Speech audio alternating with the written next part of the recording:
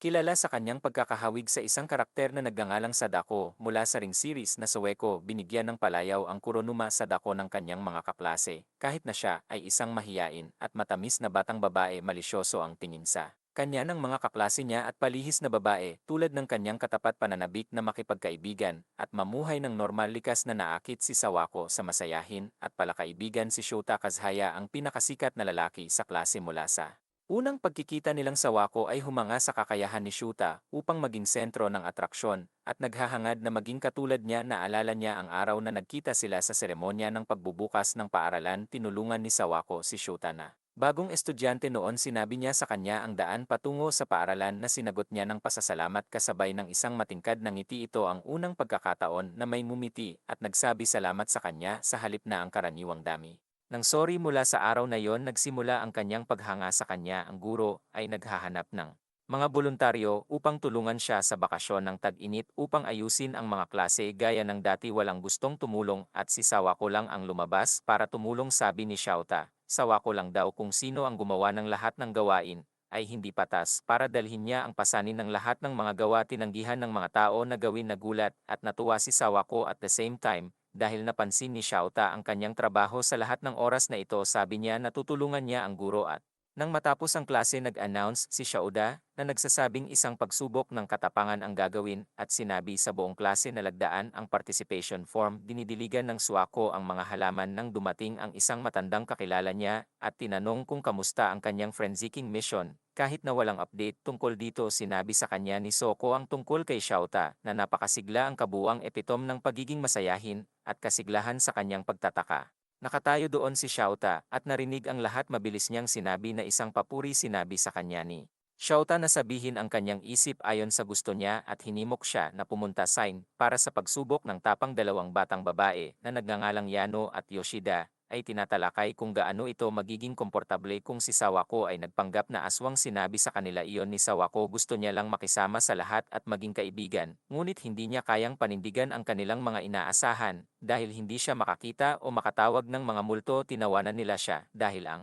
tagal niyang sabihin ito sa kanila, ngunit masaya din silang makita siya. Katapangan, nag-sign up si Soeko para sa pagsusulit at ito ay nagpasya na siya ay takutin ang mga tao nagpapanggap na multo. Nangako silang ilihim ito sa iba. Sa gabi ay handa si Soeko at natakot sa mga tao na patuloy na dumarating at nakaramdam ng kasiyahan na siya ay naging kapaki-pakinabang sa anumang paraan. Pumapasok siya sa nakakatakot na laro nang siya ay natisod sa kanyang susunod na biktima na si Shauta pala. Nag-iisa si Shauta dahil wala siyang partner na makakasama. Sinabi niya sa kanya kung paano sila gumawa ng plano para takutin ang mga tao. Lahat habang nagtatago ng sikreto. Sinabi ni Shauta na akala niya hindi siya darating. Masaya siyang makita siya doon. Sina Yano at Yoshida ay sumalubong sa kanya at purihin siya sa kanyang magandang trabaho. Sinabi ni Shauta na mabuti na raw ngayon na nakikisama siya sa mga tao. Sinabi sa kanya ni Sawako na salamat sa kanya at ang kanyang paghihikayat na magagawa niya ito. Nakaramdam siya ng hiya dahil nakatitig ito sa mga mata niya. Sa sobrang paghanga at kaligayahan, kinabukasan ay nagplano ang lahat ng parusa para kay Shota na hindi nakatapos ng pagsusulit at kasama si Sawako sa buong panahon. Sinabihan nila siyang makipag-date kay Sawako ng isang linggo na kung saan siya ay tumutol sa pagsasabing babae si Sawako at bastos na gamitin siya bilang parusa.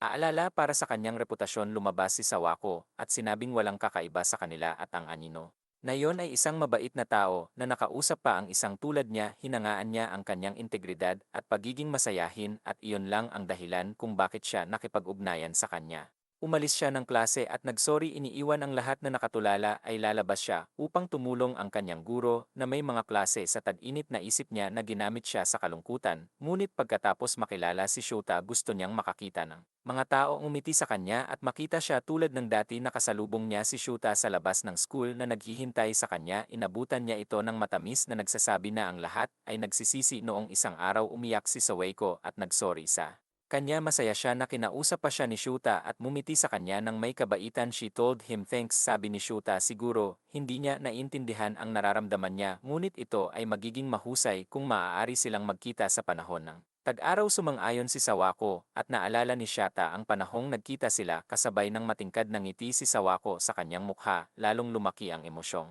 naramdaman niya noon at umaasa siyang balang araw ay mauunawaan niya ang kanyang damdamin. Papunta na si Echo sa school nang makakita siya ng ligaw na aso iniwan sa isang karton na kahon para sa pag-aampon malakas ang ulan, kaya iniwan niya ang sarili niyang payong upang protektahan ang aso mula sa ulan dumating siya sa paaralan na. Basang-basa at may usap-usapan na sa school ang sabi na ang Sawako ay tinanggihan ni Shuta. Nakita ni Sawako na dumating din si Shuta sa klase na basang-basa kaagad na isang pulutong ang nabuo sa paligid ni Shuda upang tulungan siya. Nakita niya si Sawako at pinuntahan siya. Wala siyang dalang pampalit na damit. Dinala siya ni Shuta kina Yano at Yoshida na pagkatapos ay nagbigay sa kanya ng damit upang mapalitan. Isang kaklase ng palabas na tanungin siya kung tinanggihan niya si Sawako pero sabi niya hindi naman daw ganun. Naalala niya yung araw na medyo niyaya niya itong lumabas pero Sawako naisip na ito ay isang bagay na magiliw na kilos. Sabi niya nalabis niya itong hinangaan at iginagalang hindi niya naintindihan ang kanyang paggalang bilang pang akit at banayad na tinanggihan, kahit na wala siyang ideya sa intensyon nito na pahiya si Shuta sa naisip, ngunit masaya pa rin kausap si Sawako. Samantala gusto silang pasalamatan ni Sawako at nagdala ng mga inumin para sa kanila. Tahimik niyang iniwan ang mga ito sa kanilang mga mesa. Nakita ito ni Shuta at agad siyang naisip. Pinuntahan niya ito at tinanong kung bakit hindi niya sinabing galing sa kanya, ngunit si Saweko ay walang sapat na lakas ng loob na sabihin ito sa kanila. Nakahinga naman ng maluwag si Shuta nang malaman na sa kanya nga iyon. Galing pagkaraan ng ilang sandali nalaman ni Saweko na nakita rin ni Shuta ang puppy dog at nabasa habang nilalaro ito. Pagkatapos ng klase ay pinuntahan nila ang tuta. Nagpasya si Shuta na panatilihin ang aso. Nagustuhan agad ng tuta si Shuta, ngunit nag-ingat sa Sawako ay ayos lang siya dito dahil ang mga hayop at bata ay palaging natatakot sa kanya. Lumapit sa kanya si Shuta para tulungan ang pagdila ng aso. Nakita niya itong laging nakangiti at tumatawa at naramdaman na wala siyang pader sa paligid niya. Paghihiwalay sa kanya mula sa lahat tulad ng mayroon siya. Gusto niyang tanggalin ang pader at makipagkaibigan sa lahat. Sinabi ni Shuta na mabait siyang tao at magiging maayos siya basta't sinasabi niya ang kanyang isip. Tinanong niya kung nakikita niya ang mga aso minsan na masayang nagpapasalamat si Shuta. Sa susunod na araw nagbake siya ng cookies at gustong personal na ibigay ang mga ito. May mga babaeng lumapit sa kanyang upuan ngunit nakita kong nakaupo na si Sawako doon. Sinabi sa kanila ni Soko na hindi sila masasaktan kung doon sila nakaupo dahil wala siyang anumang nagbabantang kapangyarihan taliwas sa mga sabi-sabi. Ngunit ang mga batang babae ay umalis bago marinig ang anumang bagay. Hindi siya nawala ng pag-asa at naalala ang sinabi ni Shaba. May sakit ang homeroom teacher at sinabi sa kanila na ayusin ang kanilang mga plano. Sa pag-upo nagsimulang magbulungan ang lahat na nagsasabi na ito ay dahil sa pagtatrabaho sa Sawako na siya ay may sakit at marami pang ibang bagay na sinabi tungkol sa kanya. Nang mali excited si Sawako sa upuan, ngunit ang iba ay nananalangin para hindi na sila umupo sa Sawako. Narinig niya ang lahat ng kanilang mga trash talk at nasaktan siya. Lumapit si Shuta at umupo sa tabi niya. Napansin din ito ni Nayano at Yoshita at lumapit sa kanya para umupo. Ang isa pang lalaki na nagngangalang Sonana ay hindi rin lumipat ng kanyang upuan na nasa likod ng Sawako. Ay tuwang-tuwa siya matapos makita silang masayang nakaupo kasama niya at ibinigay sa kanya ang cookies na dinala niya bilang regalo. Kahit si Sonana kumain ng kanyang cookies nang walang anumang pagkiling laban sa kanya. Masayang-masaya si Soko habang pauwi at nakilala niya si Shuta. Nag-uusap sila at may mga babaeng nakakita sa kanila. Sabi nila sa isa't isa na tinanggihan ni Shuta si Sawako pero nag-uusap pa rin sila. Naramdaman iyon ni Sawako ang nararamdaman niya para kay Shuta ay paghanga at respeto, pero ngayon mas malakas ang pakiramdam niya kaysa sa paghanga at paggalang. Naramdaman niya ang pagmamahal sa kanyang puso. Masayang nakaupo si Sawako kasama sina Yano at Yoshida. Maya-maya dumating din si Shota at sinabi sa kanya na siya pa rin. Wala akong naisip na pangalan para sa aso. Humingi siya ng tulong sa kanya sa pangalan. Medyo may problema ang homeroom teacher kaya kapalit na guro na nagngangalang Pedro Martinez ay naroon upang pamahalaan ang kanilang klase. Dito ang kanyang pangalang Sawako ay nakakuha ng ideya na pangalanan ang asong Maruchan. Tinitigan ng guro ang kanyang mga mata upang patunayan ang kanyang katapangan. Sabi ni Yano na makakatulong ito upang lumikha ng ilang magagandang alingaungaw tungkol sa Sawako. Kung hindi siya nasaktan, gusto rin ni Shouta na tumingin sa kanyang mga mata pero napahiya agad ang guro. Ay humingi ng ilang boluntaryo na magtrabaho pagkatapos ng klase at gaya ng dati walang bumangon maliban kay Sawako. Pagkakita sa kanyang Shouta ay Nagboluntaryo din at sinabi ng lahat na tutulong din sila. Natuwa si Sawako nang makitang tinutulungan siya ni Shouta. Kausap ni Sawako sina Yano at Yoshida na nag-aral sa Sanada at Shouta sa middle school. Sabi nila na laging masigla at masayahin si Shibada. Lahat ng tao ay laging nakapaligid sa kanya at galit ang mga babae sa kanya. Pero nung nalaman nilang hindi sila gusto ni Shouta, gumawa sila ng isang kasunduan na nagsasabing siya ay kabilang sa lahat kahit ilang babae ang lumipat dito. Para makasama ang sikat na syuta. Naunawaan ni Soako kung gaano siya kahanga-hanga. Pagkatapos ng klase ay tinawag ng guro si Shota at kailangang pumunta sa faculty room. Lumabas siya saglit para tulungan si Sawako pero kailangan pumunta dahil sa pagtawag ng teacher sa kanya. Dumating ang dalawang babae sa Hirano at Endu at sinalubong sila ni Sawako. Akala niya alis na sila. Nakakakita ng anino ay wala doon, ngunit sila ay nakaupo sa kanyang sarili. Lagi daw silang binabati ni Sawako. Nakita din ito sina Yano at Yoshida. Nakausap siya kaya interesado din sila sa kanya. Nasasabik si Sawako na may mga bagong tao na makakausap sa kanya. Sabi niya salamat kay Shota dahil ito ay dahil sa kanyang impluensya na nagiging mas komportable ang mga tao sa paligid niya. Shota sinabi na ito ay ang kanyang sariling pagsusumikap na gumagalaw sa mga tao. Maging siya ay naantig sa kanya. Nakitang palihim na naririnig ng dalaga ang kanilang usapan. Kinabukasan ay nagpasalamat din si Sawako kina Yano at Yoshida, ngunit sinabi rin nila sa kanya na ito ay ang kanyang sariling pagsusumikap na nagbunga. Nakipagpalitan ng notes si Shada sa kanya habang may klase na sinasabing isasama niya si Maru upang makilala siya. Nagdala siya ng mga pagkain kay Bait Maru na naging matagumpay. Nag-usap sila tungkol sa isa't isa at nagpakita. Tinanong kung ano ang kanyang ginawa kapag siya ay libre. Sabi niya nag-aral siya mag-isa at gumawa ng mga sitwasyon upang maunawaan ang kanyang mga problema at humanap ng mga paraan para turuan ang sarili. Kinabukasan ay nagdala ng problema si Shoda sa Sawako na nalutas ito sa isang iglap. Ay matutulungan niya sina Yano at Yoshida maunawaan ang ilang mga problema na nakikita ito. Lahat ng iba pang mga estudyante ay nagkumpulan sa kanya upang malutas ang kanilang mga kalituhan. Kaya napangiti si Waiko at nakita siya ng lahat na nakangiti. Sa unang pagkakataon na abutan niya si Shota pagkatapos ng klase at sinabihan siya salamat sa pagtulong sa kanya. Muli sinabi ni Shota na natupad na ang kanyang hiling na maraming tao ang nakakasama sa kanya. Pero medyo nagsiselos din siya kaya sinabi ni Waiko na natupad ang kanyang hiling. Sa sandaling lumapit siya sa kanya para humingi ng tulong. Natuwa si Shota sa narinig. Samantala may narinig na mga babae sina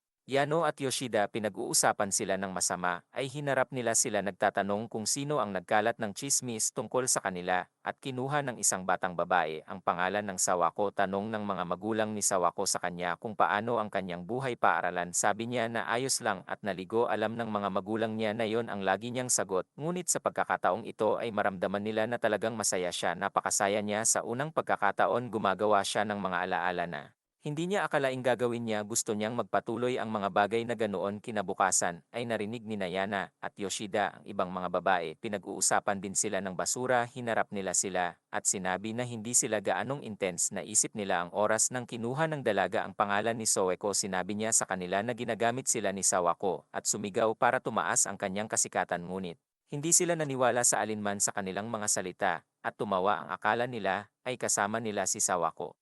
Kontrobersyal. Pumunta na sila sa klase at binati sila ni Sawako. Gaya ng dati sinabi sa kanya ni Yano na siya ay isang mangangain na nangangailangan ng 100 lalaki upang masiyahan siya. At sinabi ni Yoshida na isa siyang total gangster. Binubugbog ang mga tao ng walang dahilan. Sumagot si Sawako na napakaganda nila na nagpapaniwala sa kanila na si Sawako hindi ang nagpakalat ng mga chismis na yon. Nagdala pa si Sawako ng mga tala para magamit nila. Gusto rin ng ibang mga estudyante ang mga tala na yon at masayang sumang-ayon si Sawako na nagsasabing gusto niyang tulungan ang maraming tao. Hanggat kaya niya. Pagkakita nito ay masigurado sila sa katotohanang iyon. Inosenteng si Sawako ay naghihintay si Sawako kay Shota na huli. Sa araw na yon it turns out the good for nothing guro. Kinausap siya ni Pedro tungkol sa pakikipagkita sa ilang maliliit na lalaki habang siya ay lasing. May masamang nangyayari daw sa kanya. Pagkatapos tumingin sa Saweko, tinanong niya kung anong klaseng babae siya. Sinabi ni Shota na si Saweko ay isang mabait at mabait na babae. Tinanong niya kung nakipag-hook up siya sa kanya pero nahiya si Shota at lumabas para sa klase. Sa klase sina Shota at Saweko ay nagtinginan sa isa't isa. Sinabi ni Harano at Andu kina Yano at Yoshida ang tungkol sa mga alingawngaw. Lalong tumitindi. Sabi nila sinisisi ng lahat si Sawako sa pagkalat nito. Sinabi ni Yana at Yoshida na hindi ito totoo at inosente si Sawako. Pagkaraan ng ilang sandali Shino lumapit ang kakilala niya kay Sawako at tinanong siya kung ayos lang siya sa kumakalat na tsismis na isip ni Sawako na nagsasalita siya tungkol sa mga alingaungaw tungkol sa kanyang sarili at sinabi na hindi ito nag-abala sa kanya ngayon naman tinanong ni Shino kung kaibigan niya. Sina Yana at Yoshida at sinabi niyang hindi sa sandaling iyon si Yano at Yoshida ay naglalakad ng malapit at narinig ito bago mo pa marinig kinaladkad sila ng guro samantala. Sabi ni Saweko ang pagkakaibigang iyon ay isang bagay na mayroon sina Yano at Yoshida sa pagitan nila. Alam niyang may malasakit sila sa isa't isa at nagustuhan niya ang mga ito diretsong tanong ni Yano at Yoshida kay Tatsuako kung nagustuhan niya sila o hindi sinabi ni Soako na hindi ito eksakto ngunit bago pa siya makapagsalita ng anuman nagkamali. Sila ng mensahe mula sa kanyang mga salita at nagsorry sa pag-abala sa kanya akala ni Soako ay naintindihan na nila ngunit siya ay hindi kilala at ignorante sa lahat pumunta si Sawako sa washroom at narinig ang ilang babae na sinasabing ginagamit sila ni Sawako bilang backup at pagtaas ng kanyang sariling kasikatan naisip niya na ito ang dahilan ni Yano at ang lungkot ni Yoshida at naramdaman niyang pinipigilan niya ang reputasyon ng lahat hindi niya pinansin si Shoda at humingi ng tawad kina Yano at Yoshida nagkagulo pa rin sina Yano at Yoshida kung si Sawako ang nagpakalat ng chismis sila ay nabitin sa kanyang hindi gusto ang mga ito dahil talagang nagustuhan. Nila siya nasaktan sila at nadama na maaaring ikalat ni Saweko ang mga alingaungaw pero ayokong. Isipin samantala si Saweka ay sinusubukan upang mahanap ang isa na nagpakalat ng tsismis tungkol sa kanya gamit ang mga ito, at nais na wakasan ang hindi pagkakaunawaan gusto niyang ngumiti sina Yano at Yoshida at maging kanilang karaniwang sarili. Tinanong siya ni Shuta kung may mali o kung galit siya sa kanya, sabi niya na hinding-hindi niya masusuklian siya at tumakas na tatakot siya na makita kasama. Siya mas magdudulot siya ng pinsala sa kanyang reputasyon, gusto niyang makasama sila at pahalagahan ang mga panahong magkasama sila, ngunit pakiramdam niya ay magiging sanhi lamang ng pagiging malapit sa kanila problema para sa kanila, kaya nag-alala. Si Waka kung ano ang gagawin sa susunod na araw wala siyang magawang pansinin sa paaralan magsisimula na ang mga pagsusulit kaya nagbago ang seating plan nakita niya si Yoshida na nakaupo sa upuan niya pero as usual wala siyang bati sa umaga. At tahimik na umupo sa upuan niya medyo nagulat si Nayano at Yoshida kasi dati binabati ni Sawako lahat sa kabila ng pagkasira ng mood na iisip din ni Echo ay sila alam niyang kailangan niyang iwasan ang mga ito para sa kanilang ikabubuti gusto niyang. Alisin ang mga hindi pagkakaunawaan, ngunit kahit na gumawa siya ng isa pang chismis, ay malilikha nagdudulot na naman ng problema sa kanila alam niyang. Ang pag-iwas sa kanila ang tanging paraan at nasanay na siyang mag-isa sa harap nila ngunit matapos. Makita ang kanilang kabaitan at maging malapit sa kanila lumilikha ng napakaraming alaala na tila isang malayong panaginip sa kanya nakalimutan niya kung paano mag-isa ngayon hindi niya napigilang umiyak pagkatapos ng pagsusulit ay nakita niya si Anino na naghihintay sa kanya sa labas gustong malaman ni Shadow ang dahilan ng pag-iwas nito sa kanya gusto niyang sabihin na huwag siyang kausapin ngunit hindi na siya nagsalita pa at umiyak sinabi niya yon sa kanya ang pagsama sa kanya ay magpapababa sa kanyang kasikatan at tungkol din sa bulong-bulungan na ginagamit niya sina Yano at Yoshida para sa kanyang kapakanan sinabi ni Shauda na wala siyang pakialam sa mga chismis ang tanging alam niya lang ay gusto niya itong makausap and be with her and that was his own decision alam niyang ganoon din sina Yano at Yoshida tinulungan niya itong kumalma at sinabing hindi niya alam ang nararamdaman ng mga tao hanggang sa kinausap niya sila hinimok niya itong lutasin ito sa kanyang karaniwang paraan. Kaysa iwasan sila at saktan ang kanilang damdamin kaya nagkaroon ng lakas si Iko pagkarinig nito at determinado siyang makipag-usap sa kanila ng harapan paglutas ng problemang ito. She really wanted to be their friend this time samantala si Jano ay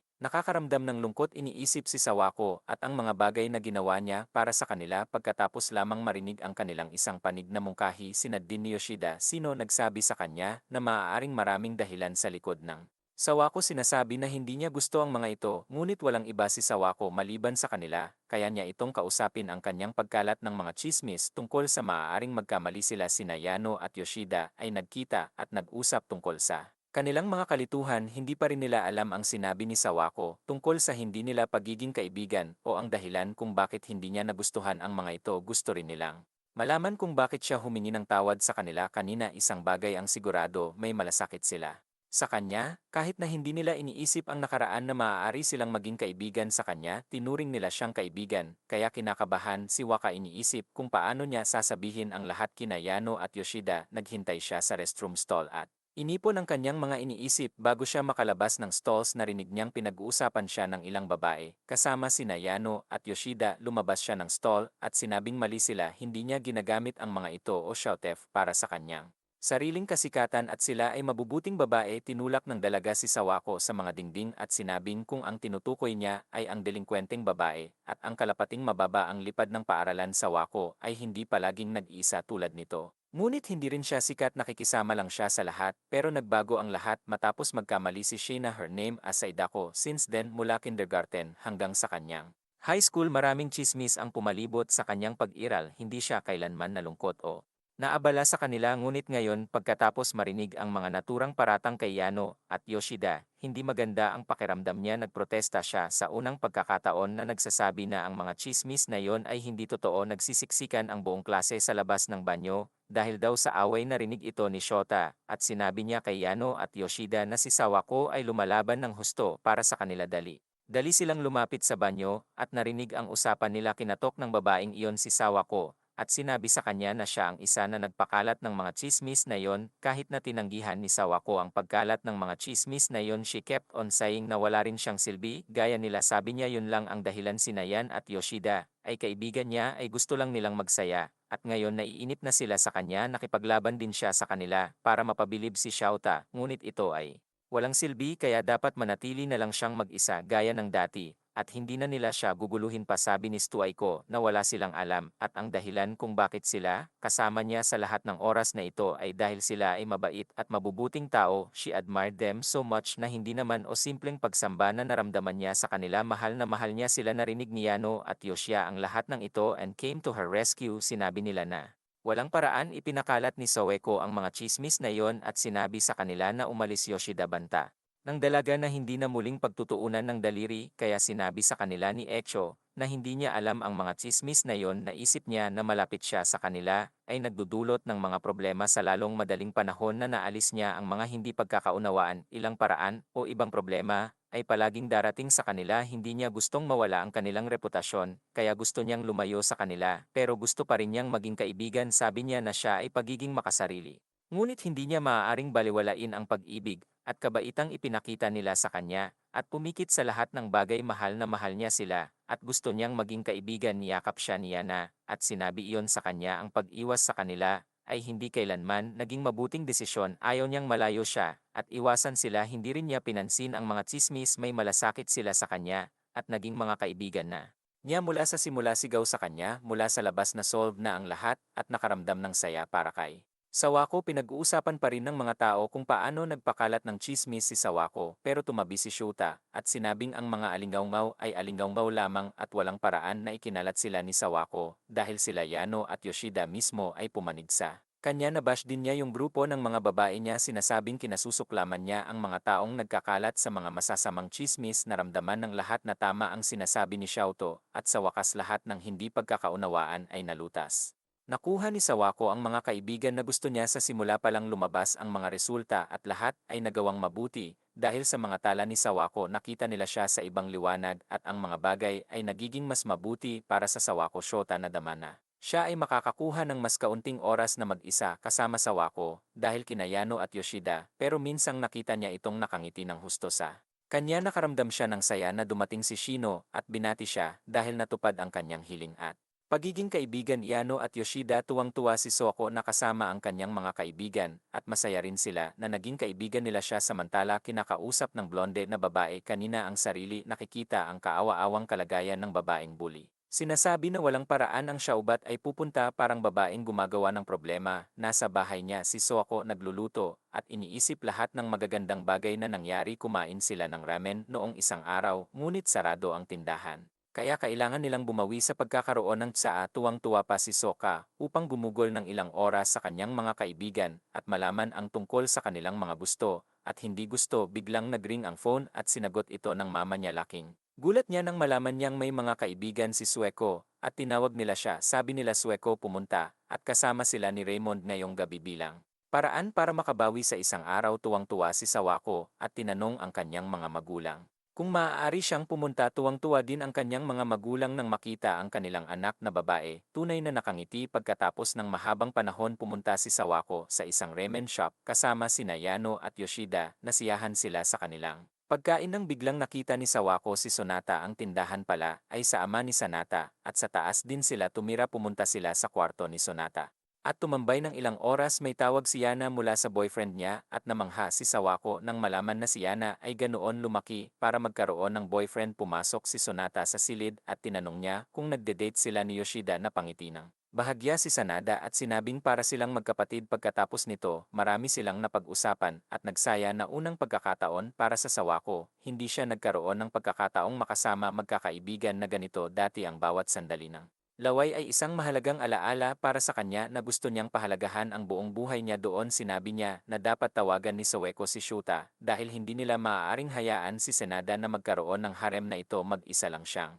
nakakaramdam ng kaba pero gusto rin niyang sumigaw na nandito siya. Nanginginig na tawag nito sa kanya at hindi handa ang shout-out na marinig ang boses niya sa phone call ni Senata. Tinanong niya kung ano ang ginagawa niya at sabi niya na lahat sila ay tumatambay sa bahay ni Senata at pagkakaroon ng magandang oras. Naisip niya na mas magiging masaya ito kung nandito siya. Sabi nito sa kanya na darating siya kaagad kaya nakikita ni Wako ang mga larawan nila sa middle school kaya nagulat si Wako nang may nakita siyang sigaw sa middle school na nasa baseball team. Gusto niyang makita siyang maglaro ngunit hindi siya sumali sa baseball team sa taong ito. Sinabi ni Sonata na kaya niya makita siyang maglaro sa darating na athletics festival. Nakita din nila yung blonde girl kanina sa photo album. Biglang nagbago ang usapan. Nagsulat at tinanong ni Yoshida kung type niya ba ang babaeng iyon pero sabi niya hindi niya siya type. Ipinakita nila sa kanya si Sawako at tinanong kung type niya ba ito. Sabi niya na may gusto siya sa kanya at nagustuhan din siya ni Saweko ngunit mahal niya sina Yano at Yoshida. Tinanong nila kung ano ang nararamdaman niya para kay Shota at namula siya mahal niya daw siya pero ang pangunahing tanong kung ito ay ang parehong uri ng pagmamahal na naramdaman niya para sa kanila o may kakaiba. Dumating si Shota pagkaraan ng ilang oras at umupo sa tabi ni Sawako. Nakita ito ni Yano at tinawag si Sawakab na umupo sa tabi nila. Medyo naiinggit si Shauda. Hindi nagtagal ang kanilang saya nang dumating si Guro Pedro upang tingnan kung ano ang kanilang ginagawa. Sigaw pala ni Pedro, estudyante ng kanyang ama at ang dati niyang kakilala. Sobrang saya nila pagkatapos nun at sa wakas oras na para umuwi. Nagdahilan si Shauta at sumama kay Sawako. Samantala tinanong ni Yoshida kung anong klaseng babae ang nagustuhan ni Senata. Mahilig daw siya sa mga siksik na babae at ngumiti sa kanya. Sabi ni Sawako kay Shauta. At yun masaya siyang nasa parehong paaralan nila. Shauta pabirong tanong kung hindi ba siya masaya na kasama siya at sinabi niya na siya ang nagpabago ng kanyang buhay. Ngumiti si Shauta sa kanya at pumunta na sila sabay uwi. Isang babae mula sa gitnang paaralan ng Chava ay si Kurumi na medyo sikat din. Bilog ng kaibigan niya. Napag-usapan nila ang tungkol sa kanya at si Shuda na nakikipag-hangout nitong mga nakaraang araw. Sinabi nila na medyo kakaibang Perez at mas magiging maganda si Shuta kay Kurumi but she acted coy and said hindi naman daw ganun. Sa pagitan nila ay magkakilala lang sila sa middle school. Sabi ng dalaga kahit na wala siyang nararamdaman para sa kanya. Nakakatuwang makita siyang mahuhulog sa kanya. Samantala may mga kakaibang nangyayari kay Sawako. Ang mga tao ay gumagawa ng kakaibang mukha sa kanya at may mga nagtangka pang kilitiin siya ngunit sa halip ng ngumiti o tumawa na bigla siya sa klase. Sinabi sa kanya ni Harano at Endo na may usap-usapan na kung may nakakita kay Saweko na nakangiti kung gayon ang swerte ay sumisikat sa kanila. Kaya natuwa si Wako sa narinig dahil ito ang unang pagkakataon may nagsabi ng napakagandang bagay tungkol sa kanya. Sinubukan niyang umiti sa mga lalaki na nagbibiro ng biro para sa kanya but her attempt failed. Yano said that ngayon ay kaibigan na rin niya sina Hirano at Endo. Tinawag sila ni Yano sa first name nila bilang Sawako ay lubos na nabighani niya ang ideya ng pagtawag sa iyong mga kaibigan sa kanilang unang pangalan bilang isang malaking hakbang upang gunitain ang kanilang pagkakaibigan. Nakita niya ito bilang isang napaka-smooth transition na ikinatawa ni Yoshida dahil sa sobrang tindi ng pag-iisip niya sa mga bagay-bagay. Sinabi nila sa kanya na tawagan sila sa kanilang unang pangalan sa Sawako na may nanginginig na boses ang tawag sa kanila. Tuwang-tuwa siya upang gumawa ng isang mahalagang pagbabago ng kanyang buhay. Gusto ni Yoshida na magsaya at sinabi nila sa kanya na tawagan ang iba sa kanilang unang pangalan. Nakita nila si Shauta na papasok sa isang klase at sinabi sa kanya na tawagan siya sa kanyang unang pangalan. Kinakabahan siya at tinawag siya ngunit hindi niya masabi ang kanyang pangalan. Mabilis ang tibok ng puso niya kahit magkaibigan silang lahat pero she still felt a very guy feeling from him. Sinabi ng guro kay Shuta na maging kinatawa ng class para sa mga nalalapit na athletics festival at sinabi sa iba pang mga estudyante na gawin ang kanilang makakaya upang manalo. Tinanong ni Shauta kung naglaro ba si Sawako ng soccer dati. After hearing her say no, he told everyone to practice. Sa oras ng tanghalian ay sinimulan nila ang kanilang pagsasanay ngunit si Sawako ay isang ganap na baguhan at natapos na ang Oras ng practice pakiramdam niya ay sinisira niya ang oras ng lahat sa kanyang masamang paglalaro at naisipang magsanay mag-isa. Nakita niyang naglalaro si Shuta at sinabi niya sa kanya na ang kanyang mga braids ay mukhang maganda nagpapabilis ng tibok ng puso niya karooming sa kanya ang mga usapan ng mga babae sa banyo tungkol kay Shota ang CSA. Para sa festival sinabi niya ito sa kanyang mga kaibigan at hinirang nila siya bilang kinatawan ng klase para sa kanilang klase hiniling nina Yano at Yoshida si Sawako na sumama sa kanila sa pamimili, ngunit sinabi niya sa kanila na may trabaho siya, gusto nilang hintayin sila, ngunit nais ni Sawako na magsanay ng mag-isa at sinabi sa kanila na tumulong sa ibang pagkakataon hindi siya. Binigyan ng bola ng guro kaya hindi siya nakapag-practice, nagdilig siya ng mga halaman at inisip kung paano niya unang nakilala si Shota. Dito mismo si Shota ay nakatingin sa kanya mula sa kanyang class meeting at napansin din ni Karumi na nakatingin siya kay Sawako. Nakita siya ni Shota na nagsasanay gamit ang isang bato at pumunta sa kanya na may dalang bola. Si Saweko ay hindi makangiti o maiparating ng normal ang kanyang emosyon, ngunit gusto niyang maabot ng kanyang bola. Si Shota nakaupo si Kurumisa klase at matamang nakatingin sa kanila kinabukasan. Mahusay si Sawako sa pagsasanay, napakabuti na isang bagong chismis tungkol sa kanyang kakayahang mag-teleport. Nagsimula ang lahat ay pinuri siya ng husto at naisip ni Sawako na lahat ng ito ay dahil kay Shuta. Pagtulong sa kanya, itinuro sa kanya ni Shuta ang isang espesyal na hakbang para sipain ang bola noong isang araw na nagiging dahilan upang maglaro siya ng mas mahusay kaysa dati. Nakita niyang walang laman ang silid-aralan at nagpa-practice pa ang mga boys. Dumating si Kuruva para hanapin si Shibada at natisod sa Sawako. Nagpasalamat siya sa pagtulong sa kanya noon. Sinabi ni Kurubi na ito ay wala naisip ni Sawako kung paano siya mukhang isang manika. Sinabi sa kanya ni Kurumi na pinaalalahanan siya ng isang manika at nabigla si Sawako sa narinig. Umalis si Kurumi sa kanyang mga kaibigan at nasa isip niya kung paanong si Sawako ay kamukha ng horror doll na patuloy na nagpapalaki ng kanyang buhok. Natuwa si Sawako nang malaman na napakabait ni Kurumi. Sinabi niya kay Yano at Yoshida ang tungkol dito na nakaisip din ng horror doll at umaasa na si Kurumi walang negatibong iniisip tungkol sa kanya. Sa isip niya ay dumating si Shota at Yoshida. Sinabi sa kanya kung paano umunlad ng husto si Sawako sa Soxerya nang nang-aasar. Hiniling ni Shui na tawagan si Sawako sa kanyang unang pangalan dahil hindi siya sanay na tinatawag siya sa aktwal niyang pangalan o kung paano hindi niya matawag ang isang tao sa kanilang pangalan. Sinubukan ni Shuta na kunin ang kanyang pangalan, ngunit nabigo. Sabi niya na hindi niya kaya at namula siya ng husto kaya sinabi ni Wako sa kanya na hinahanap siya ni Kurumi at nagpasalamat siya sa kanya. May ginagawa siyang trabaho nang makita niya ang isang pares na nag-uusap sina Shuta at Kurumi. Naramdaman nila yon. Si Shuta at Kurumi ay mukhang napakahusay na magkasama. Naisip ni Sawako na kaya niyang gawin si Kurumi ang role model niya para mas magmukhang girly. Nagustuhan niya ang hitsura ni Kurumi at gustong subukan ang ilang mga kulot. Tinanong niya sina Yano at Yoshida tungkol sa pagsubok ng bagong hairstyle at pagkuha ng perm. Nagtanong sila tungkol sa kanyang kasalukuyang hairstyle. Sabi ng Sawako na pinalaki lang niya ang buhok niya para mas magmukhang pambabae dahil gusto niya ang mga bagay na pambabae. Sinubukan nilang isipin si Sawako sa ibang hairstyle, ngunit sa huli sinabi sa kanya na panatilihin ang kanyang natural na hitsura bilang siya ay tumingin sa kanyang pinakamahusay sa loob nito at doon napupunta ang pangarap ni Saweko. Para sa isang kulot, naghahanda na siya para sa isa pang sesyon ng pagsasanay. Nang makita niyang may kausap si Shada, tinawag pa niya si Kurumig sa first name niya. Nakaramdam siya ng kakaibang hatak sa kanyang puso. Iniisip kung gaano kasikat si Shada. Nag-email siya na medyo naiinit kay Kurumi at naisip kung gaano siya kaganda at ka-cute. Alam niya yon.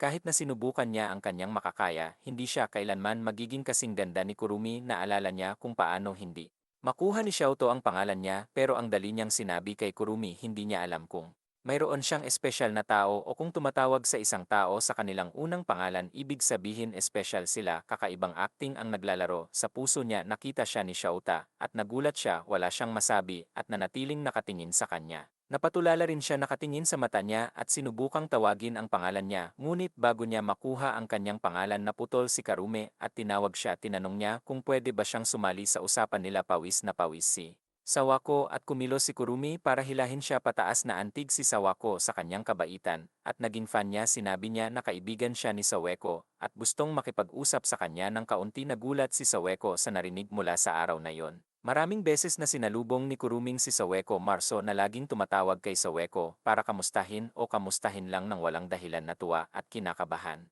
si Saweko at the same time dahil ito ang unang pagkakataon nagkaroon siya ng ganoong kaibigan. Maliban kay Yano o Yoshida napansin din nila itong biglaang interes ni Kurumi at medyo nainggit si Sawako Yoshida dahil masyadong palakaibigan ang kinikilos ni Kurumi kay Sawako out of nowhere medyo nagmamadali ang lahat para sa kanila masaya si Sawako, ngunit hindi pa rin ito makatotohanan sa kanya dahil hindi niya kailangang maglagay ng kahit ano pagsisikap sa pagbuo ng pagkakaibigang ito at si Kurumi ay naglalagay ng labis na pagsisikap na kausapin siya o ipakita ang kanyang kabaitan. Sa gitna ng lahat ng mga kaisipang ito, hindi niya maiwasang isipin si Shuta sa tuwing naiisip siya nito lumakas ang tibok ng puso niya sinubukan niyang kausapin si Shuta, ngunit hindi ito magagawa ng hindi kinakabahan, hindi siya nagkaroon ng pagkakataong makipag-usap sa kanya ng normal mula nang magkakilala sila sa bahay ni Senata, nakita niya si Kurumi na papunta sa klase niya at kausap si Anino.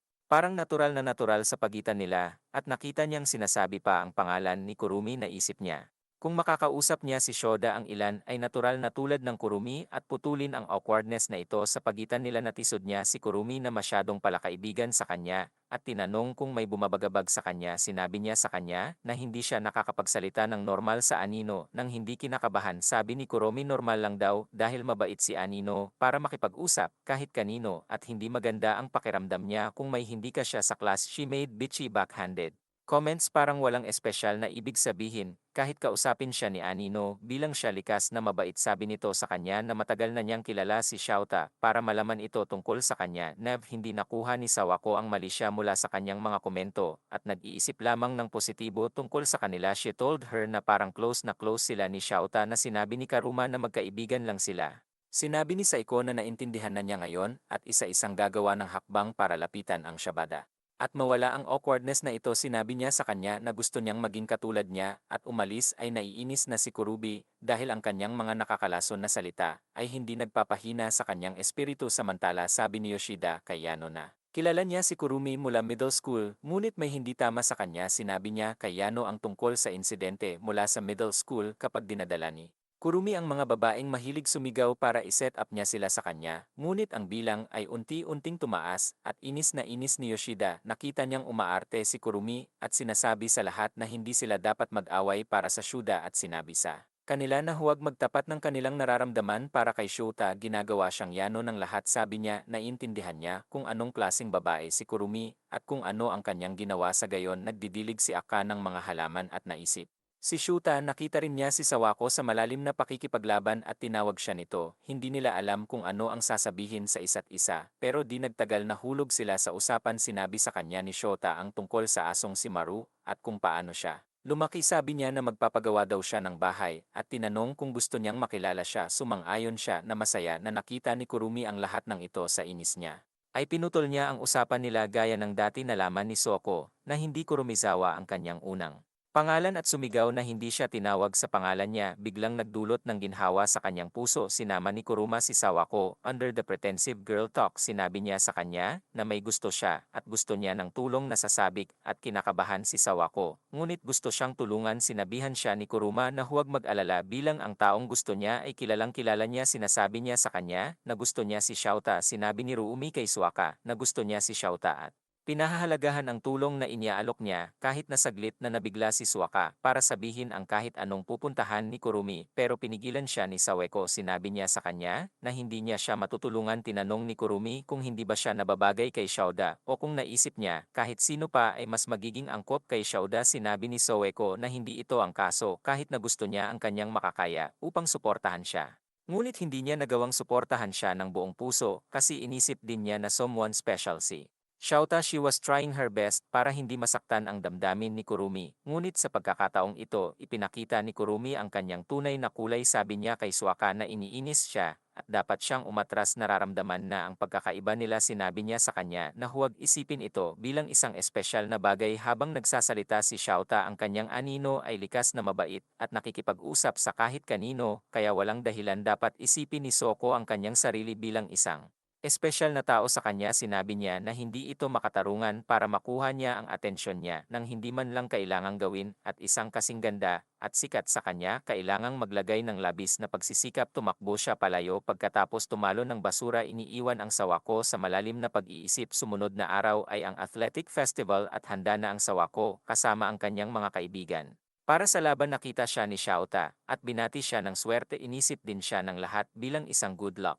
Charm at nag-wish din sa kanya nagsimula ang laban sa pagpapasaya sa kanila ng mga lalaki. Magaling talaga maglaro si Soeko nanalo sila sa laban salamat sa fire-evoking spirit ni Yoshida. Naroon si Kurumi para kumapit sa sarili para itulak ito pero umalis na lang kasama si Shu Sawako pinuri siya ni Shota para sa isang magandang laban at pumunta sila para maghanda para sa kanilang larong softball. Sinabihan ni Geto si Sawako na i-cheer ang mga boys na kapalit nila dahil may laro sila siya also told her not to lose ngunit hindi nakuha ni Sawako ang tunay na kahulugan sa likod nito dumating si Kurumi sa basurahan si Sawako ngunit hindi makakuha ng pagkakataon na gawin ito dahil kailangan niyang panatilihin ang kanyang peking malaanghel na imahe positibo pa rin si Sawako sa Kuruming at dinala siya para manood ng laro ng Shouta nang magkasama naramdaman ni Sawako ang Kurumi na iyon ay naging mas bukas.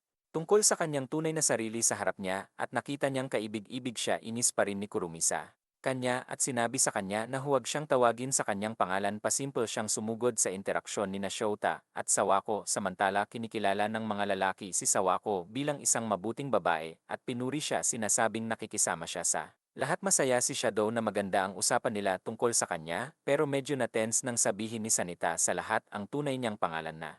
Sawako medyo nakaramdam siya ng selos na kinuha ni Sanita ang kanyang unang pangalan nang napakadali sinubukan pa rin siyang isabotahe ni Kurumi at sinabi na nakita ni Sawako na espesyal si Shava dahil lang sa kausap niya at siya mismo ay hindi. Nakikipag-usap sa ibang lalaki bago dumating si Shuta pinayuhan niya siyang makipag-usap sa ibang mga lalaki biglang may bolang tatama sa Sawako ngunit bago pa ito makatama sa kanya sinalo ito ni Sonata na patulala si Sawako at nakalimutang. Magpasalamat nakita ni Anino ang lahat at nakaramdam siya ng kirot sa kanyang puso inilabas ni Kuruma ang kanyang inner bitterness at sinabi kay Sawako makipag-usap sa senador mag-isa sinabi ni Sawako kay Kurumi na simula nang iligtas siya ni Seneta. Dapat niyang subukang makipag-usap sa kanya ng mas madalas para maintindihan ang kanyang nararamdaman binanggit ni Sawako na nagsisimula na ang laro Kurumi inis na hindi siya pinapansin ni Sawako ngunit sinabi ni Sawako na narinig niya ang kanyang mga salita, buti na lang pareho silang gustong manood ng Shota na tumutugtog lalo na sa kanya, dahil gusto niya lagi siyang manood ng laro pinagtatalunan ang institusyon, sinasabi na ito ang pangunahing pagkakaiba sa pagitan nila alam niya ang Shatter. From way before at napakahusay kumpara sa kanya palagi niya itong binabantayan simula middle school at nagsikap pa para makasigurado na wala siyang girlfriend sinabihan ni Kurumi si Sawako na alamin muna ang kanyang nararamdaman at babalaan. Siyang mag-ingat dahil lalaruin niya ang larong ito ayon sa sarili niyang mga tuntunin umalis si Kurubi at napaisip si Sawako nasaktan siya sa sinabi niya na intindihan niya si Kurumi nakaramdam ng romantikong damdamin para kay Shota ngunit hindi. Alam kung ang kanyang sariling damdamin ay umabot na hanggang doon alam niyang lagi niya itong iniisip bago matulog at ngayon pa lang ay mukha ni Shota. Ang nakikita niya kailangan niyang maging determinado tungkol sa kanyang nararamdaman at naisipang.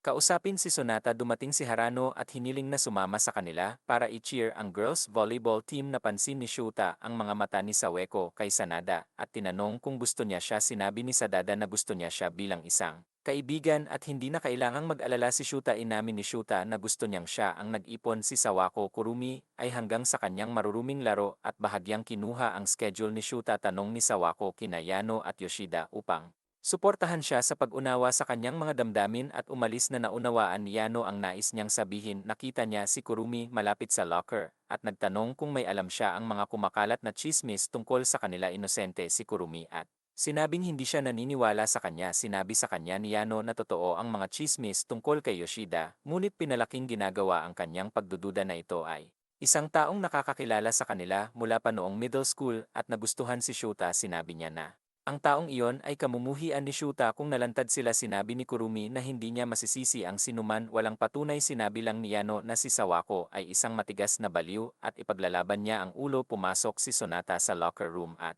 may nakita siyang note maling iniwan ni Kurumi na ginamit ang pangalan ni Sawako dito sabi nito na magkita si Sonata malapit sa equipment room kung saan pupunta ang anino nakita niya si Saweko na hinahanap si Sonata at sinabihan siyang pumunta malapit sa equipment room nakilala ni Saweko si Sonata at nagpasalamat sa pagligtas sa kanya tinanong niya siya kung alam niya ang tungkol sa romantikong damdamin si Yoshida lang daw ang mahal niya natuwa si Saweko sa narinig at inalalayan. Siya tanong niya kung paano niya nalaman na espesyal siya sa kanya sabi niya na hindi niya ito maikukumpara kahit kanino at naramdaman na lang niya na espesyal siya na.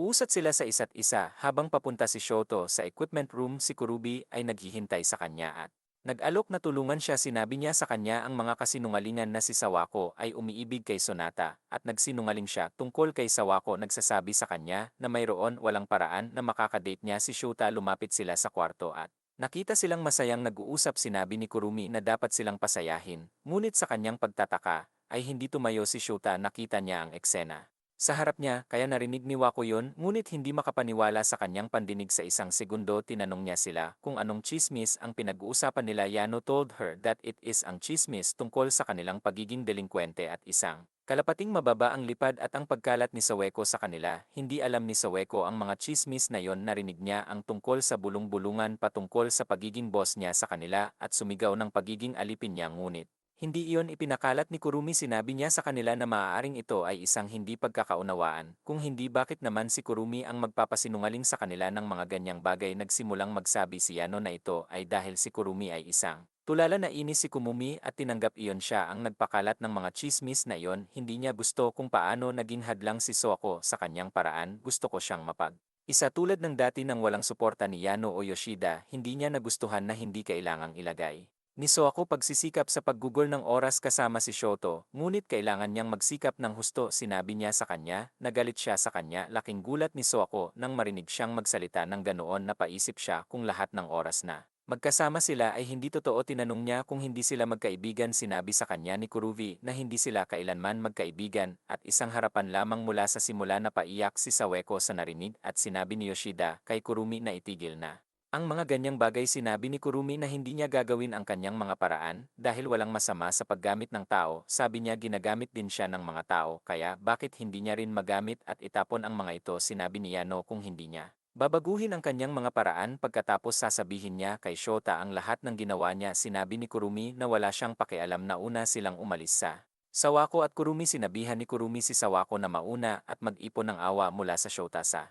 paglalantad sa kanya ay tumakbo si Sawako patungo sa kanila at sinabihan si Yana na wag sasabihin kay Shota dahil kahit sinabi ni Kurumi na wala siyang pakialam, hindi pa rin niya magugustuhan kung ang taong gusto niya galit sa kanya. Yano humingi ng tawad kay Sawako para masira ang mga bagay na ganyan sa harap niya. Sawako sa halip ay humingi ng tawad sa kanila dahil sila ay nagkaroon ng masamang pangalan. Sa gitna ng lahat ng ito ay sinabi ni Ishida na kailangan ding magdusa ni Sawako dahil doon, ngunit sinabi ni Sawako na sanay na siya sa lahat ng ito at ang mga alingawngaw ay hindi. Kahit na masama ngayon, pumunta sila sa soccer match at iniisip pa rin ni Sawako si Kurumi. Naramdaman niya na kailangan niyang sabihin ang kanyang nararamdaman kay Kurumi dahil nag-open din sa kanya si Kurumi. Iniisip niya kung nagsinungaling si Kurumi tungkol sa kanya, siya ang unang taong nakaalam ng kanyang nararamdaman tungkol kay Shuta. Matapos marinig ang ilang mga batang babae na nag-uusap tungkol kay Kurumi, hindi na nakapaghintay si Saweko at umalis na sa lugar kung saan siya iniwan. Nadatnan niya si Kurumi na nakaupo doon at sinabi sa kanya na mahal niya si Shuta. Tinanong niya kung ganoon ang pakiramdam ng mga tao kapag nagtapat sila ng kanilang nararamdaman sa kanilang mga kaibigan, kung nakakaramdam din siya ng kaba at kaligayahan. Sabay-sabay sinabi sa kanya ni Kurumi na hindi niya ito kaibigan at hindi niya maintindihan ang kanyang nararamdaman dahil mas mahal niya si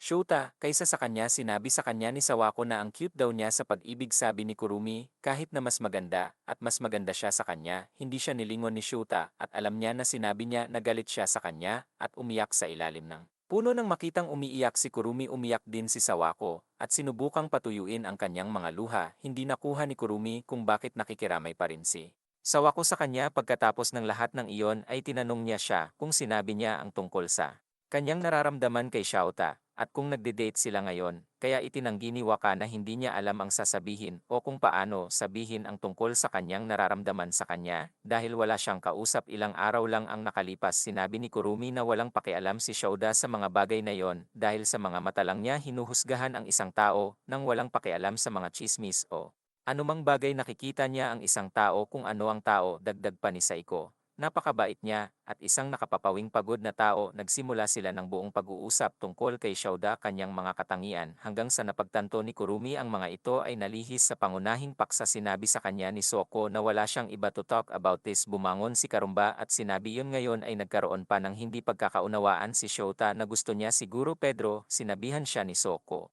Nasabihin kay Shura ang totoo dahil alam niyang nasasaktan siya sa kanyang paraan na paisip si Sawako kahit pareho ang kanilang nararamdaman, ngunit hindi iyon naging kaibigan. So ano ang relasyon niya kay Kurumi? Nakita ni Kurumi si Shouda at nagtanong anong klaseng babae si Sawako. Sabi niya na madali siyang ma-misunderstood pero sinusubukan niyang sabihin ang totoo kahit na sa halaga ng malalaking panganib. Masipag talaga siya. Pinigilan ni Kurumi si Shota at naalala ang sinabi ni Sawako. Sinabi niya iyon sa kanya ang taong gusto niya simula pa lang ay tumakbo papunta sa kanya si Shota at nagsorry. Sinabi niya sa kanya na may mahal siyang iba at hindi siya pwedeng maglagay ng iba sa lugar na iyon. Natatawang sabi ni Kurumi na kitang-kita sa mga mata niya. Tanong niya na medyo natuwa pa siya marinig ang kanyang pag-amin at sinabi niyang sabi niya sa kanya na masama ang taste niya sa babae at umalis. Samantala sabi ni Sawako kina Yano at Yoshida tungkol sa nararamdaman niya. Para kay Shuta, tinanong nila kung paano niya nalaman na gusto niya si Shuta. Sinabi niya sa kanila na ang lahat ay dahil kay Kurumi. Sinabi nila sa kanya na lagi nilang susuportahan siya. Nagpapasaya kay Suako. Kinabukasan dumating si Kurumi na may dalang salaming pang-araw dahil lahat ng asong babae ay magkasya mula kagabi ay kinuha tol sa kanyang mga mata. Nakita niya si Sawako at sinabi sa kanya na walang magagawa. Dahil bagay sila ni Shada sa isa't isa, ngunit kahit na ano ay hindi siya mag-cheer para sa kanila. Sinabi niya sa kanya na magkaribal sila at umalis. Galing ni So ay masaya na sa wakas ay nagkaroon na siya ng relasyon kay Kurumi kahit na hindi ito isang pagkakaibigan. Sa kasamaang palad natalo sila sa mga laban at oras na para sa after party. Medyo nasasabik si Soko dahil ito ang unang party niya. Pumunta siya sa party kung saan tinanong din siya ni Yana kailan siya na in love kay Shuta. Wala siyang sagot dyan at lumabas para makalanghap ng sariwang hangin. Sinundan din siya ni Shuta at nadatnan siyang natutulog malapit sa hagdan. Tinawag niya siya sa pangalan niya habang natutulog siya at natukoy na na-in-love si Sawako kay Shuta. Unang araw na tinawag niya ang pangalan niya Nobyembre noon at isang buwan na lang ang natitira sa kanilang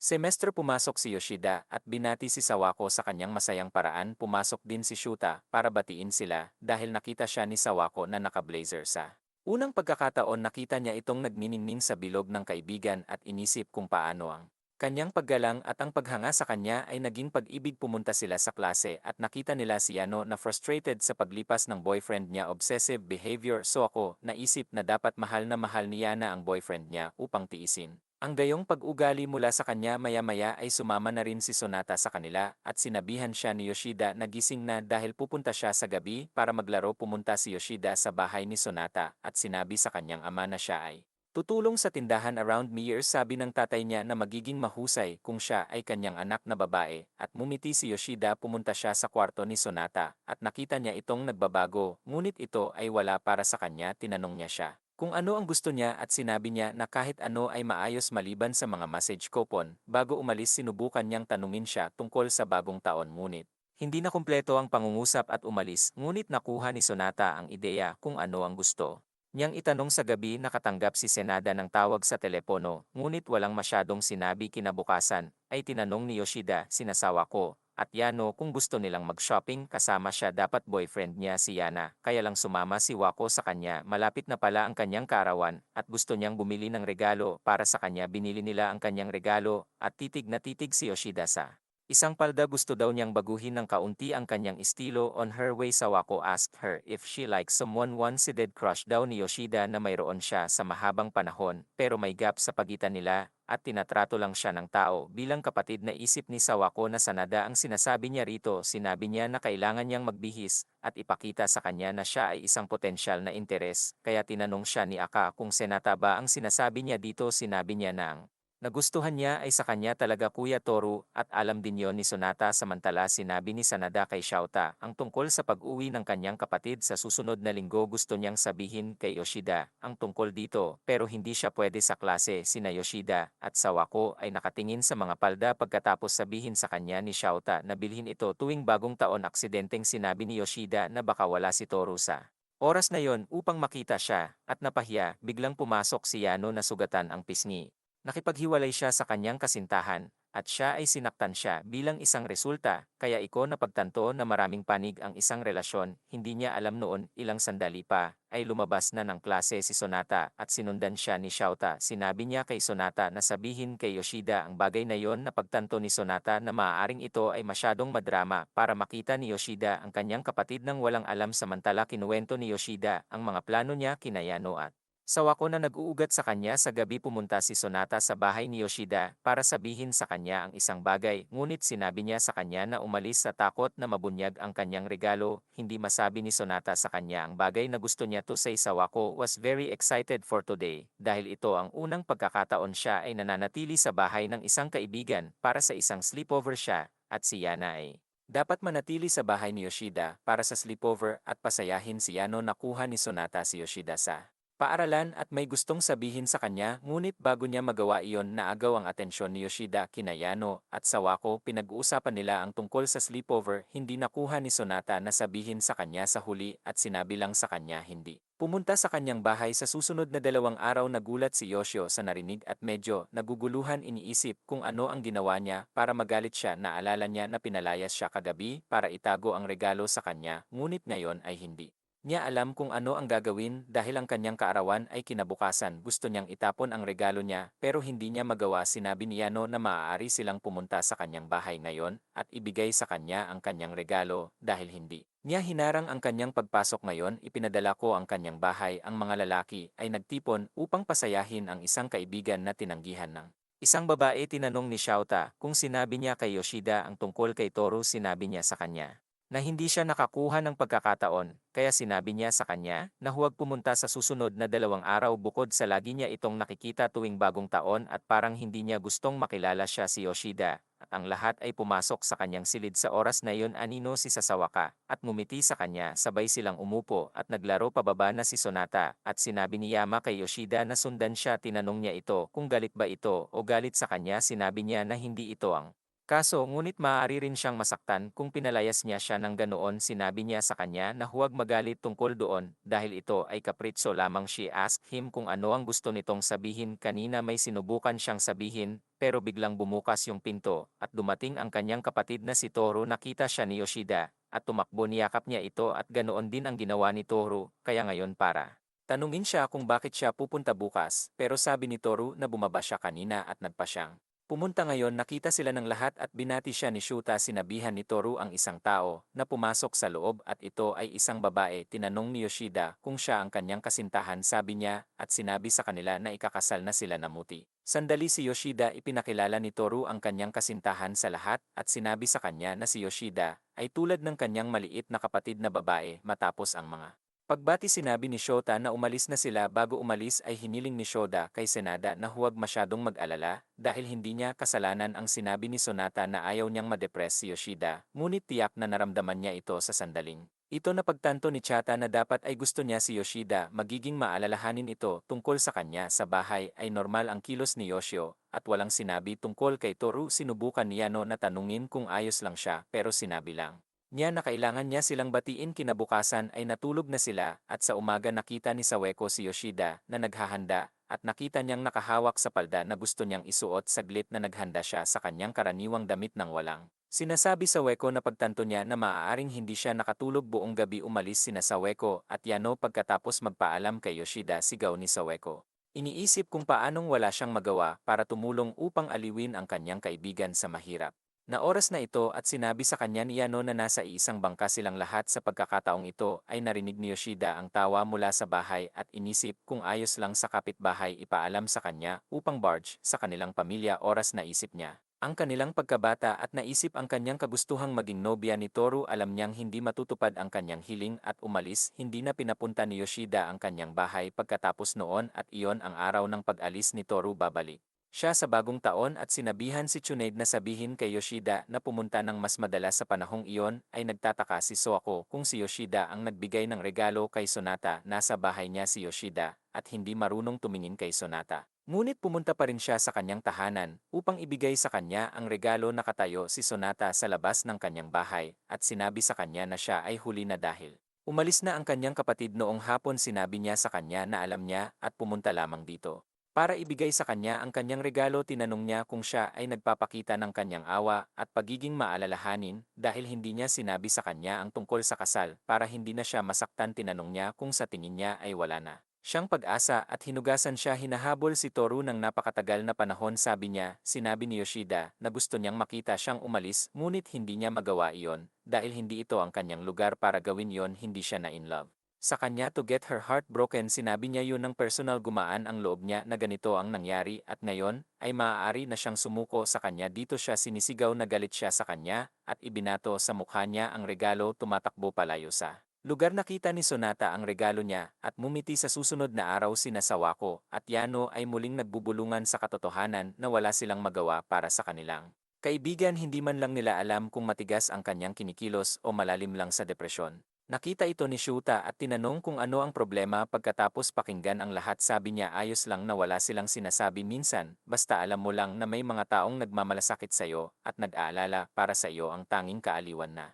Maaaring hilingin kaysa pilitin ang sarili na magsabi ng kahit ano ng si Yoshida mismo ay hindi alam kung ano ang sasabihin sa kanila kaya nagpa siya sina Wako at Yana na kumilos ng normal gaya ng ginagawa nila kay Yoshida karaniwang binati ni Yoshida ang lahat maliban kay Sonata sina Soko at Yana napansin kung hindi sila nagsasalita sa isa't isa buong klase nang umalis si Yoshida, papuntang kantin sinundan siya ni Sonata matapos siyang pigilan ng kanyang Sonata at ayaw daw niyang humingi. Nang tawad sa mga bagay na ginawa niya sinabi niya kagabi dahil sinadya niya yon nagalit si Yoshida sa kanya at napasigaw sinabi niya sa kanya na sa tingin niya ay wala na siyang pag-asa kapag siya ay pumunta lamang upang ibigay sa kanya ang kanyang regalo sinabi niya sa kanya na huwag makipag-usap sa kanya, at tumakbo palayo binigay sa kanya ang lahat ng tinapay na binili niya para sa kanyang sarili, kaya sinundan din siya ni Wako at Yano kaya tuluyang umiyak si Wako matapos makitang nasaktan muli si Yoshida. Makitang umiiyak si Suwako, hindi napigilan ni Yoshida ang sarili at umiiyak habang nagrereklamo kay Sonata sinabi nila sa kanya na magreklamo at alisin ang lahat ng ito sa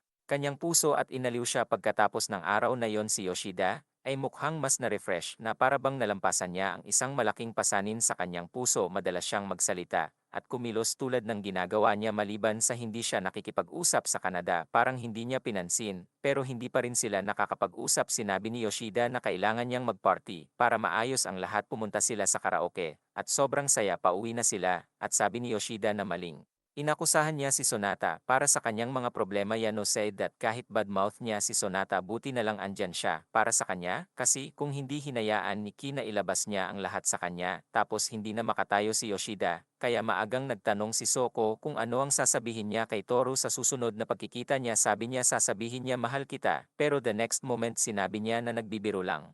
Siya at alam niya ang sagot na ibibigay ni Toru sa kanya biglang tinawag ni Toru si Yoshida sa palayaw niyang tiyaya at nakita niya itong nakatayo sa harapan niya sumama siya sa kanya sa unang paglalakad kaya pumunta ako sana masabi ni Yoshida ang gusto niyang sabihin all this time umaasa siyang makakabalik siya ng mas masaya kaysa dati so ego. Reminded her na naka-miniskirt siya na ikinatawa ni Yoshida, nagjo-jogging si Sonata nang makita niya silang naglalakad na magkasama at mumiti ito sabay lakad kung paano sila dati at dinala pa niya ang bond na dati nilang pinagsasaluhan sa kanilang pagkabata ipinakita sa kanya ni Yoshida ang kanyang palda at sabi niya na ganyan din ang pananamit niya noon kinuwento niya sa kanya ang mga oras na hinanap niya siya paghuli ng mga salagubang sa 3 sa umaga at sabay silang naglalakad sa gabi pinagmamasdan ang mga bituin sa langit nagulat si Yoshida na marami siyang naalala nilagpasan nila ang field kung saan magkasama silang naglalaro noon at dito siya.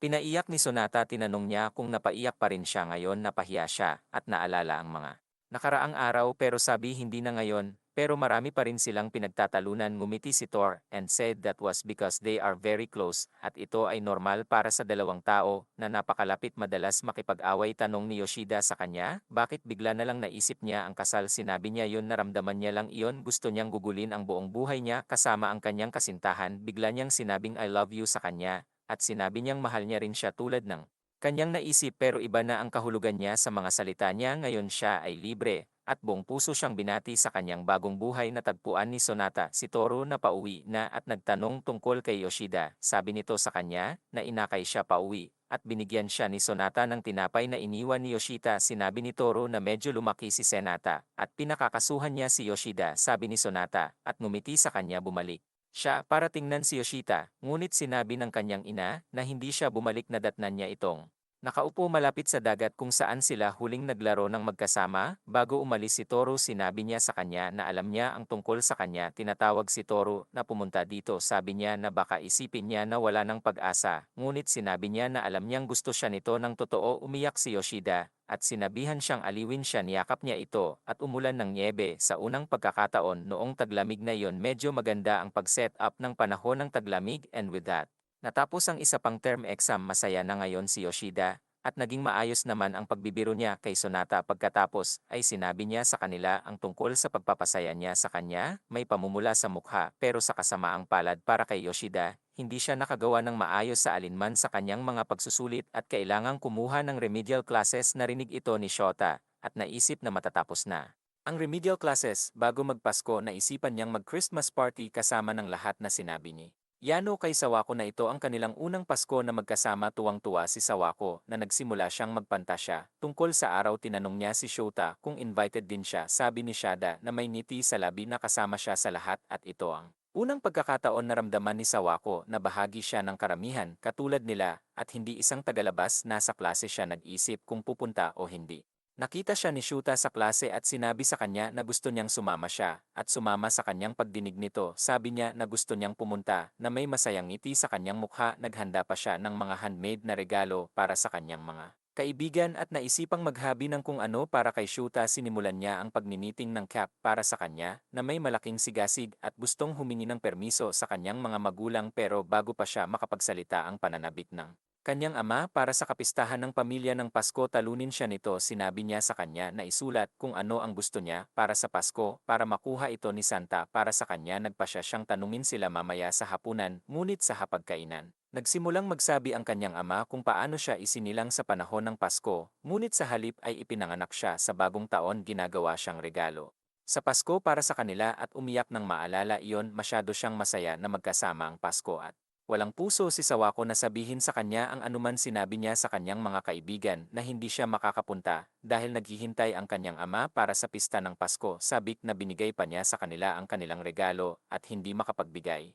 ng shooter ang regalong ginawa niya para sa kanya. Pinasaya siya ni Yano at Yoshida na sinasabing magsasama-sama sila sa susunod na taon sa ibang araw, pero nalungkot pa rin si Soko na nakatingin sa mukha ni Shaba. Iniwan niya ang kapsa kanyang desk at nakita ito ng kanyang ama at naisip na ito ang kanyang regalo sa Pasko. Nakikita siyang napaka-emosyonal at masaya sa kanyang handmade na cup. Walang masabi si Saweko, hinayaan lang siya nitong i-enjoy ang moment niya. Sabay silang nagdiwang ng Pasko at biglang nagring ang phone. Sinagot ito ni Saweko, and Yano told her na miss na nila siya at mas masaya sana kung nandoon siya kinausap din siya ni Yoshida at tuluyang hinawakan ni Shota ang phone. Tinawag niya ang pangalan niya at hindi na napigilan ni Sawako ang kanyang mga luha. Gusto niya talagang pumunta at makasama sila. Nakikita ito. Sinagot ng kanyang ina ang telepono at kinausap si Shota habang ipinakita sa kanya ng kanyang ama ang regalo sa Pasko. May dala siyang bagong cellphone. Tinanong ni Sawako kung maaari siyang pumunta at pinahintulutan siya ng kanyang ama. Tumakbo siya para makarating sa party. Lahat ay papunta sa karaoke club, ngunit hinintay ni Shauto na dumating si Sawako. Binigay niya ang regalo niya na isang phone ring at ipinakita sa kanya ni Sawako ang teleponong natanggap niya. Nagpalitan sila ng numero at inabot ni Sawako ang regalo niya. Kahit may konting halo, naging maganda ang araw para sa kanila. Maagang nagising si Sawako kinabukasan at natagpuan ang regalong gusto niya kay Santa na orihinal na iniwan ng kanyang ama. Ngunit alam na niya yon at gusto lang magpatawa sa kanyang ama. Nakita niya ang kanyang telepono tungkol sa masaya. Iniisip na hindi magandang panaginip ang kahapon, ngunit aktual na katotohanan. Muli niyang pinasalamatan ang kanyang ama sa presensya at pumasok sa paaralan. Pinag-uusapan ng ilang lalaki kahapon, sabi ni Shuta kasama si Sawako, at naghintay ng kusa para sa kanya. Bago pa sila maunahan, hinawakan ni Yano ang sitwasyon. Sa pagsasabi niyan, si Shuta ay natalo sa isang taya sa kanya at pinahintay niya si Sawako. Naisip niya na ito ay pinakamahusay na huwag hayaan kahit anong chismis ang kumalat. Noon pa man isinasaalang-alang ang damdamin ni Saweko. Gaya ng gagawin niya, hindi kailangang mag-alala tungkol sa reputasyon ni Shauto. Na bahiran dumating si Saweko at dumating din si Shuta. Di nagtagal na alala niya ang kahapon nang ibigay sa kanya ang regalo. Siya ay orihinal na ginawa para sa kanyang ama. Sinabi niya sa kanya ang tungkol sa halo at humingi ng paumanhin na sinasabing maibibigay niya ito sa kanyang ama o lolo. Sinabi ni Shuta na malugod niyang itatago ito para sa kanyang sarili. Nakita niya itong nakatali at lalo siyang nagniningning sa mga mata niya. Ito ang closing ceremony ng school ngayon at nagsimula ang bakasyon. Sa taglamig mula bukas dumating ang kanilang homeroom teacher, at binati sila sinasabing wala siyang sakit, ngunit sa halip ay abala habang pinamamahalaan ang kanyang pamilya at negosyo. Nagpaalam sila sa kanya, at nakilala rin ni Saweko si Kurumi. Iniisip niya kung paano ito ang huling pagkakataon na makikita niya si Shouta. Gusto niya itong kausapin at sabihin salamat sa lahat, pero tinawag siya ng mga kaibigan niya. Bago pa siya makapagsalita, tumalikod si Shota sa kanya at nagpaalam sa kanya. Bumabati sa kanya ng maligayang bagong taon. Sumabay siyang kumain kina Yano at Yoshida na pag-usapan nila ang tungkol sa kanyang kaarawan na noong bagong taon. Hiniling ni Sawako na tumambay sila sa kanya sa panahon ng bakasyon. Kung hindi sila masyadong abala, masaya silang pumayag. At sabi ni Yoshida, bumisita siya sa dambana taon-taon kasama si Sonata sa unang araw ng taon, at tinanong kung gusto din nilang pumunta. Nakakuha agad ng permiso si Sawako sa kanyang mga magulang. Sinabihan siya ni Yano na tawagan at anyayahan si Xiaoto, at tinawag siya ni Sawako na may matinding pagkabalisa. Sinabi ni Xiaota na hihintayin niya ang araw, at ayon ginawa ang plano. Mabilis na dumating ang araw ng pagbisita. Alam mong sumama si Yoshida sa bahay ni Saweko at inihanda siya. Pinalamusan siya ng isang clip at batiin siya ng maligayang kaarawan. Sinabi nila sa kanya na hindi sila sasama, na kasama rin ang Sonata, at sinabihan siyang i-enjoy ang New Year niya mag-isa kasama si Shuta. Kinakabahan siyang pumunta kay Shuta na sabik na naghihintay at sinabing hindi darating ang iba. Akala niya maiinis o magagalit si Shuta, ngunit sa kabaligtaran na mula siya matapos siyang makita at sinabihan siyang sumama. Naglalakad sila na nauuna si Shuta sa isang komportableng katahimikan sa pagitan nila. Kinabahan si Sawako na hindi nakatingin sa kanya si Shota, at siya mismo ay nag-iisip kung saan titingin. Umaakyat sila sa hagdan ng dambana nang biglang nadulas si Sawako sa nagyayelong hagdan ng bato, pero nasalo siya ni Shota bago pa siya matumba, at pareho silang nahiya sa dulo. Yano, nakikita ni Yoshida at Sonata ang lahat nakatago lang sa likod nila, at ang dalawang babae ay nadidismaya sa kanilang dalawa coy behavior. Sonata, hindi alam kung ano ang gusto nilang gawin, pero nakadikit lang sa kanila. Hindi nakayanan ni Yoshida na panoorin ang laro ng pagong at tawagan si Xiaota. Sinabi niya sa kanya na mayroon silang biglaang gawain, pati na rin ang Sonata, at hindi makasama sa kanila dahil doon. Kahit si Soko ay walang ideya tungkol dito at malamang kinakabahan. Sabi niya sa kanya na alagaan siya at manalangin para sa kanilang lahat ng sama-sama. Sabi ni Xiaota, at ibinaba ang telepono. Pagkatapos ay bumaba siya sa parehong antas ng Sawako at magkatabi silang naglalakad dahil may oras pa hanggang hating gabi. Nagpasya silang kumuha ng ilang amazig para magpainit, samantala sinusundan pa rin sila ni Yano ng kumpanya, at nakita doon ang kaibigan ni Shabha. Naisip niya na kapag nakita niya si Xiaota tapos masisira ang special outing nila, kaya pinuntahan nila siya at ginulo siya bago pa niya mahawakan si Xiaota. Samantala kumuha sina Xiaota at Sawako ng emazig mula sa tindahan, at namula si Sawako from the store. Lady called them the couple. Sabi ni Shuta, masarap daw sa kanya ang emazig sa unang pagkakataon sa kanyang buhay. Naging masaya si Sawako na makakita ng una sa isang buhay na bagay ng Shota. Sinabi niya yun, marami na siyang unang beses na nakita niya dahil ito ang unang pagkakataon siya ay dumating na mag-isa na may kasama sa dambana. At bumili pa ng phone strap para sa isang babae. Suot din niya pampainit ng tiyan sa unang pagkakataon na ginawa ni Sawako. Sabay nilang sabi kung pwede silang mag-message sa isa't isa, at pinadalhan siya ni Sawako ng isang cute na mensahe. Nakikita ang kanyang mga email. Biglang tanong ni Shuta kung kailan birthday niya, at sinabi niya sa kanya na ito ay ngayon. Gumaan ang loob niya na may 15 minuto pa siyang natitira para batiin siya, at sinabihan siya ng happy birthday. Tuwang-tuwa si Soka dahil ito ang eksaktong oras ng kanyang kapanganakan, at ngayon siya ay 16 na. Lahat ng mga espesyal na sandali ay ginugol kasama si Shuta na ikinatuwa niya, at hindi niya maipahayag ang kanyang nararamdaman na nagdudulot ng bagyo sa kanyang puso. Nagtanong si Xiaota tungkol sa kanyang pagkabata at mga libangan. Medyo nag-iisa siya. Normal na buhay, at naisip na ito ay nalulumbay sa kanya. Sinabi ni Xiaota na lagi siyang iniintriga tungkol sa kanya dahil mukhang masaya siya kahit anong gawin niya. Akala niya nung araw na nakilala niya si Xiaota ang araw na nagbago ang buhay niya magpakailanman. Sa lahat ng mga bagong kaibigan at karanasang naramdaman niya dahil kay Xiaota, ito ang dahilan kung bakit nagkaroon siya ng kamangha-manghang taon. Hanggang ngayon, masaya siyang ginugol ang kanyang bagong taon at kaarawan kasama siya. Sinabi ni Xiaota na palagi siyang may magandang impresyon sa kanya. Unang araw na nagkita sila, ito ang unang pagkakataon na nakita niya itong ngumiti ng ganito kaliwanag. Gusto niyang malaman ang higit patungkol sa kanya. Magkaklase sila, ngunit hindi niya nakita ang parehong hitsura o ngiti sa Kanya kaya nagulat si Echo na siya, kahit naalala ang kanilang unang pagkikita sinabi ni Xiaota na mas madali siyang kausap ngayon, mas nakita niya siya ang dami niyang napansin sa kanya, kahit ngayon ay nagulat siya sa hitsura nito kaya si Akha ang ama, baka hindi niya gusto ang makyop niya, ngunit nagmamadaling sinabi ni Xiaota na hindi ito ang kaso sa halip ay lalo siyang gumanda, ngunit hindi niya makumpleto ang pangungusap habang namumula siya ay nilabanan niya ang sarili na mas maganda pa siya sa inaakala niya samantala si Sanata ay naiinip na at nagpa siyang umalis sinabihan ni Yano si Yoshida na sundan siya dahil siya ang humila sa kanya dito nang walang paliwanag isinakripisyo ni Yano ang sarili sa pamamagitan ng pagkapit sa pagsigaw kaibigan niyang. Si Joe Sanada sinabi sa kanya na hindi nila kailangang mag-alala tungkol sa kanila dahil naging maayos naman ang lahat at shout out ay hawakan ang lahat ng maayos sama-samang nanalangin sina Shota at Sawako sa dambana at pumunta sa Fortune Writing Section sabay ding nanalangin sina Tsunade at Yoshida at sinabi niya kay Tsunade kay Kauma mismo naranasan niya ang anumang problema nakakuha ng swerte si Shuta sa pagsusulat samantala si Sawako ay naiwan ng malas ngunit ibinigay ni Shota ang kanyang swerte sa kanya bilang regalo dahil gusto niyang ibahagi ang swerte sa kanya isinasabit nila ang kanilang mga kahilingan at sabay na naglalakad pauwi-umuwi sina Sonata at Yoshida habang kailangang tiisin ni Yano ang pagpapahirap ni Pedra sa kanyang paglalakbay lahat ay nagkaroon ng magandang simula ng taon kaya. Umaasa si Echo na maging maganda rin ang taong ito tulad ng huling sigaw na nagpabagsak sa kanya sa bahay at nag-isip tungkol sa kanyang paraan lumipas ang bagong taon ng ganoon lang at ngayon sila ay nasa kalagitnaan ng Enero kahit na. Nagbago ang seat plan si Sawaka ay hindi tinatrato ng iba na parang outcast laging pilit na kinikiliti ng babaeng nasa likod niya para mapangiti siya at ang lalaki sa tabi niya palaging ibinabahagi ang kanyang mga problema sa kanya pagkakaibigan.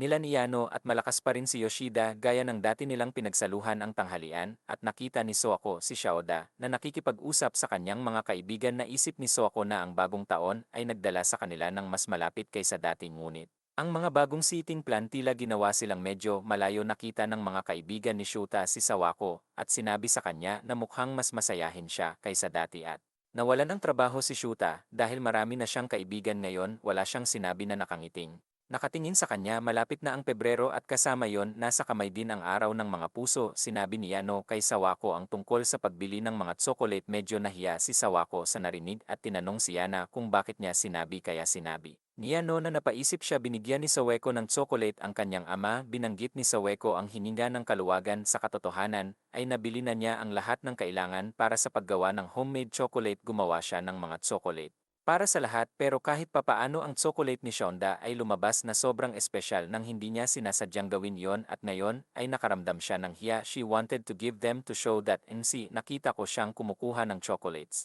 Itinago niya ang mga tsokolate at nagpalitan ng awkward na pagbati sa isa't isa binigay niya sa mga kaibigan niya ang ginawa niyang chocolates at bago niya maibigay ang mga ito kay Shuta may nakita siyang ibang babae na nagbibigay sa kanya ng chocolates siya ay sabik na sabik kung ano ang gagawin sa mga tsokolate o kung hindi niya dapat ibigay ang mga ito sa kanya naisip niyang kumilos ng normal parang babae sa klase pero magiging abnormal ang kilos niya na ganyan samantala si Shota. Nakita na lahat ay nakakuha ng mga homemade na tsokolate. Galing sa Sawako na napakasarap at hindi niya maiwasang umasa may dumating na babae at umamin kay Shota na nakita ni Sawako habang papunta sa klase at siya ay naging mas balisa kaysa sa dati tinanggihan siya ni Shota at bumalik sa klase na isip ni Soko na ibibigay niya ang mga ito sa kanya ngunit natapos ang klase sa kanyang pag-iisip tungkol dito nakita niya si Pedra sinasama niya si Shota para gawin ang ilan sa kanyang trabaho at sinabihan si Yanava na wala siya naintindihan ni Yano ang kanyang intensyon at kinuha si Yoshida para umalis matyagang hinintay ni Saweko si Shuta na nagmamasahe kay Pedro matapos siyang ma-blackmail kasama ang kanyang mga nakakahiyang kwento ng pagkabata nakita niya ang parehong mga tsokolate sa mesa ni Pedro at galing pala sila sa Saweko medyo nagselos siya nang makita sila sa pag-asa na bigyan din siya ng mga tsokolate lumabas siya doon at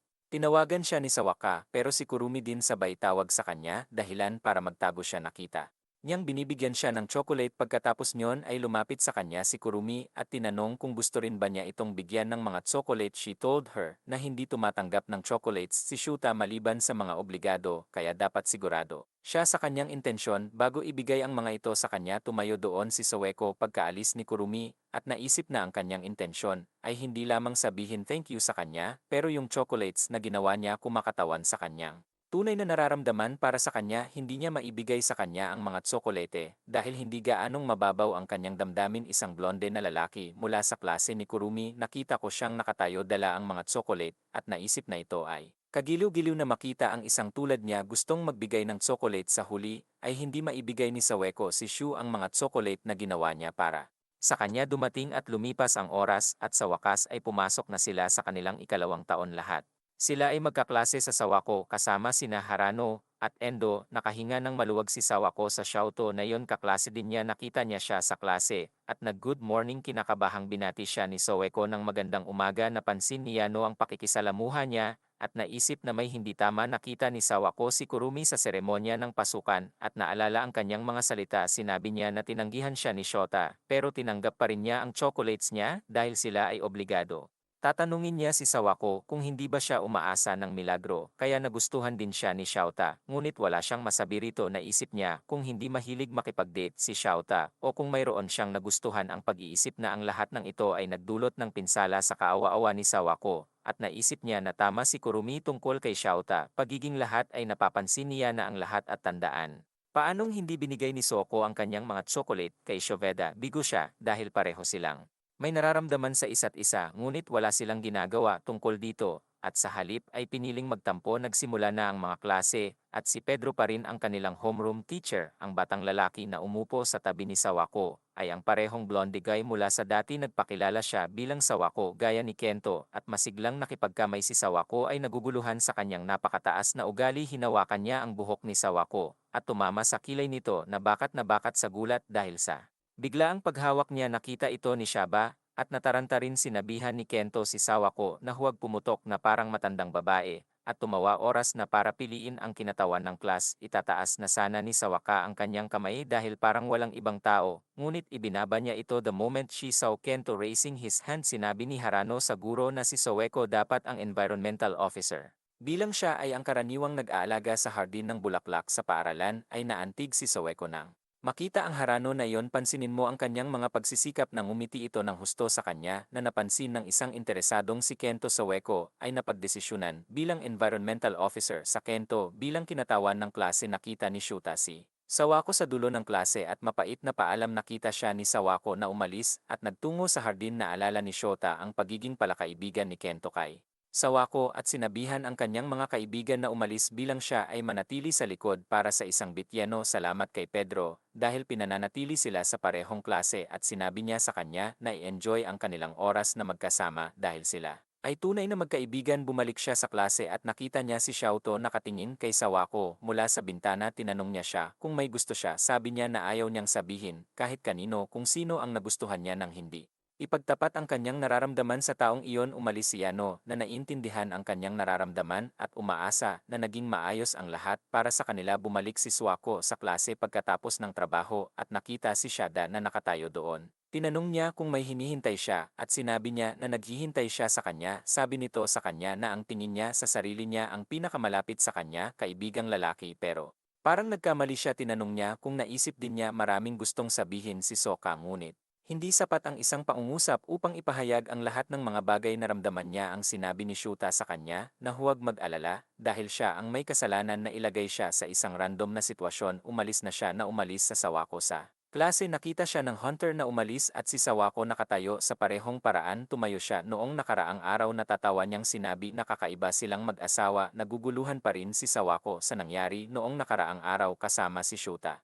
Ngunit nagpapahiwatig na hindi siya ang kanyang pinakamalapit na kaibigan na ikinalito niya sa klase napansin niya ang isang batang babae na nagsasalita tungkol sa kanyang mga isyu sa kalusugan kaya tumakbo siya sa kanyang bagong gawang herb garden. Upang pumili ng ilang mga halamang gamot para sa babae, kinuha niya si Nayano at Yoshiga para ipakita sa kanila ang kanyang hardin at pinapayuhan nila. Siyang lagyan ng label ang mga plano ng maayos upang maiwasan ang anumang maling akala at tsismis sa sandaling iyon lumapit si Kento at tinanong si Subsuako kung may gusto ba siya na bigla sa bigla ang tanong niya hindi nakasagot si Sawako kay Kento nag-aangkin na medyo isang psychico hinimok si Sawako ng ngumiti at tumawa pa kahit na ang kanyang mga pagtatangka ay hindi nakatulong ng malaki sa kasong ito hiniling sa kanya ni Sawako na tulungan siyang maging mas palakaibigan at maging kanyang tagapagturo samantala nasa matinding sitwasyon din si Shota ipinagtapat niya kay Sonata ang kanyang mga alalahanin kahit na hindi niya ibinigay sa kanya ang buong konteksto. Shota ipinahayag ang kanyang kakulangan sa ginhawa sa ideya ng ibang tao. Nakaupo ang kanilang mga mata sa Sawako nang hihinayang na sinabi niya ang ganoong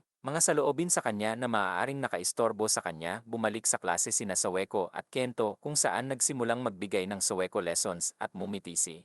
Kento nagkomento ang mga kaibigan ni Shuta sa kanilang kasiglahan na ikinadismaya ni Shuta nang may nagtanong tungkol sa mga maldita ni Soweko. Nilinaw ni Shuta na hindi sila isinumpa. Sa katunayan, maraming mga mag-aaral mula sa kanilang klase mahusay ang pagganap sa mga pagsusulit dahil sa kanyang mga kapaki-pakinabang na tala. Narinig ito ni Kent at pinuri siya ng isip siya. Pagkatapos ay pabigla-bigla inihayag na ang Sawaka ay nagho-host ng isang sesyon ng pag-aaral pagkatapos ng klase. Sa pagtatapos ng klase, ilang mga mag-aaral ang natitira para sa sesyon ng pag-aaral ng Soweko. Pangunahin ang kanyang mga kaibigan. Gayunpaman, biglang pumasok si Shuta kasama ang mga kaibigan niya at marami pang ibang estudyante. Pagkalat ng salita tungkol sa sesyon, naging maayos ang study group. Sa lahat ay pinahahalagahan ang malinaw ni Saweko at mabisang paraan ng pagtuturo. Lahat ay nagpasalamat sa kanya para sa kanyang tulong at kasama niya ang kaligayahan. Napansin ni Kento ang kanyang matingkad na ngiti at ganoon din si Shuta. Pagkatapos ng sesyon ng pag-aaral, lumapit si Shota kay Sawako para makipag-usap. Nagpasalamat siya sa kanya para sa kanyang tulong sa pagtataguyod ng grupo ng pag-aaral. Minaliit ni Shota ang kanyang pagkakasangkot. Pagkatapos ay humingi ng paumanhin sa dahilan ng kanyang pagkabalisa sa kanyang mga naunang komento. Iminungkahi niya na kalimutan niya ito. Hindi maipahayag ni Sawako ang kanyang nararamdaman. Nanatiling tahimik habang papababa. Nadatnan ni Shota si Kento na naghihintay sa kanya, na nagpapahiwatig ng isang potensyal na pag-uusap o pag-unlad sa pagitan nila. Iniisip ni Sawako ang sinabi ni Shota sa kanya. Sinabi niya sa kanya na hindi ito seryoso kaya dapat itigil na niya ang pag-iisip tungkol dito. Naisip niya na hindi niya dapat gawing big deal iyon at maging normal sa kanya. Ngunit sa tuwing naiisip niya ang alaala ni Shota, sinasabi sa kanya ang lahat ng iyon. Hindi niya maiwasang isipin ang masasabi niya sa sandaling iyon. Wala siyang anumang sagot sa tanong na iyon at hindi alam ang gagawin. Ang bagong impormasyon na ibinigay niya sa kanya habang kausap ni Kento si Shota tungkol kay Soko. Sa sobrang kawalang interes ni Shota sa kanya, sinabi niya sa kanya na itigil ang pagpapahirap kay Sawako at hindi para bigyan siya ng masyadong pansin. Sinabi niya sa kanya na alam niya ang tungkol sa kanyang kompleks sa hindi pagtitiis kung may hindi nababagay sa klase, ngunit ang Sawako ay mas mahusay na ngayon at pakikisama sa lahat. Sinabi ni Shota na hindi iyon ang kaso, na hindi siya makatiis, hindi angkop sa klase. Sa halip na isip niya talaga na si Sawako ay napakasipag. Sabi ni Kento kung patuloy niya itong binibigyang pansin, tapos magsiselos ang mga babaeng nagkakagusto sa kanya, at Sawako ay muling bibigyan ng silent treatment ng lahat. Ganting sabi ni Shota, alam niya kung paano ay handle ang relasyon nila ni Sawako. Sabi ni Kent na napaisip hindi siya maintindihan ni Anino ng malalim panloob na damdamin dahil hindi siya malapit sa kanya. Ngunit ayaw din niyang ibunyag ang anuman. Higit pa riyan, paalis na si Anino matapos marinig ang kalokohan niya. Nang tanungin ni Kento kung may gusto ba siya, sabi niya at umalis na. Habang nasa daan, ay iniisip niya ang sinabi ni Kento sa kanya at nakilala si Yoshida na pauwi mula sa pamimili kasama si Yano. Sinabi niya sa kanya ang tungkol sa damit binili niya para sa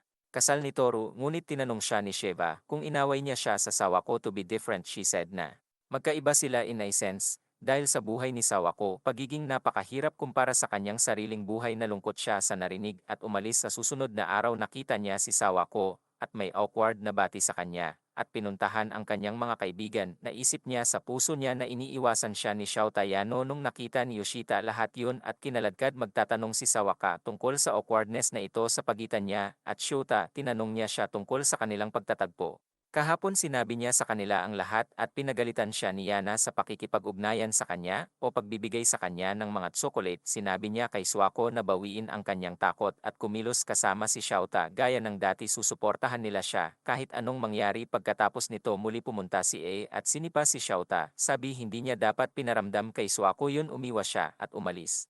Clueless si Ersia na gusto din ni Shuta si Sawako at gustong sabihin sa kanya pero pinigilan siya ni Yano. Sinasabi na kailangan nilang gawin ito sa kanilang sarili kahit na ang bakla. Pagkatapos nito, Sawako ay pakiramdam na mababa sa kanya at iisipin na siya ay nakikipag-date sa kanya dahil sa obligasyon na kailangan niyang iangat ang kanyang kumpiyansa at sabihin sa kanya ang kanyang nararamdaman. Nagpa siya silang mag-ugat para sa kanila. Mula sa background, Sawako narinig ang pinag-uusapan ng mga estudyante tungkol sa sesyon ng kanyang pag-aaral sa klase at pinapasok siya ni Kento at Sinabi sa kanya na dapat niyang kunin ang kanyang kredito habang pinupuri siya ng lahat-lahat ay nagkukumpulan sa kanya. Sinabi sa kanyang mga klase ay kahanga-hanga nakita siya ni Shauda na napapaligiran ng napakaraming tao at nanatiling nakatingin. Sa kanila ni Soako ay muli ang paksa ng alingawngaw kasama ang kanyang bagong tagapagtatag ng hardin. Pinag-uusapan ng lahat kung paano nito ginagamot ang mga tao sa class. Kento tanong ng lahat ano ang dapat nilang gawin para sa school festival ngayong taon.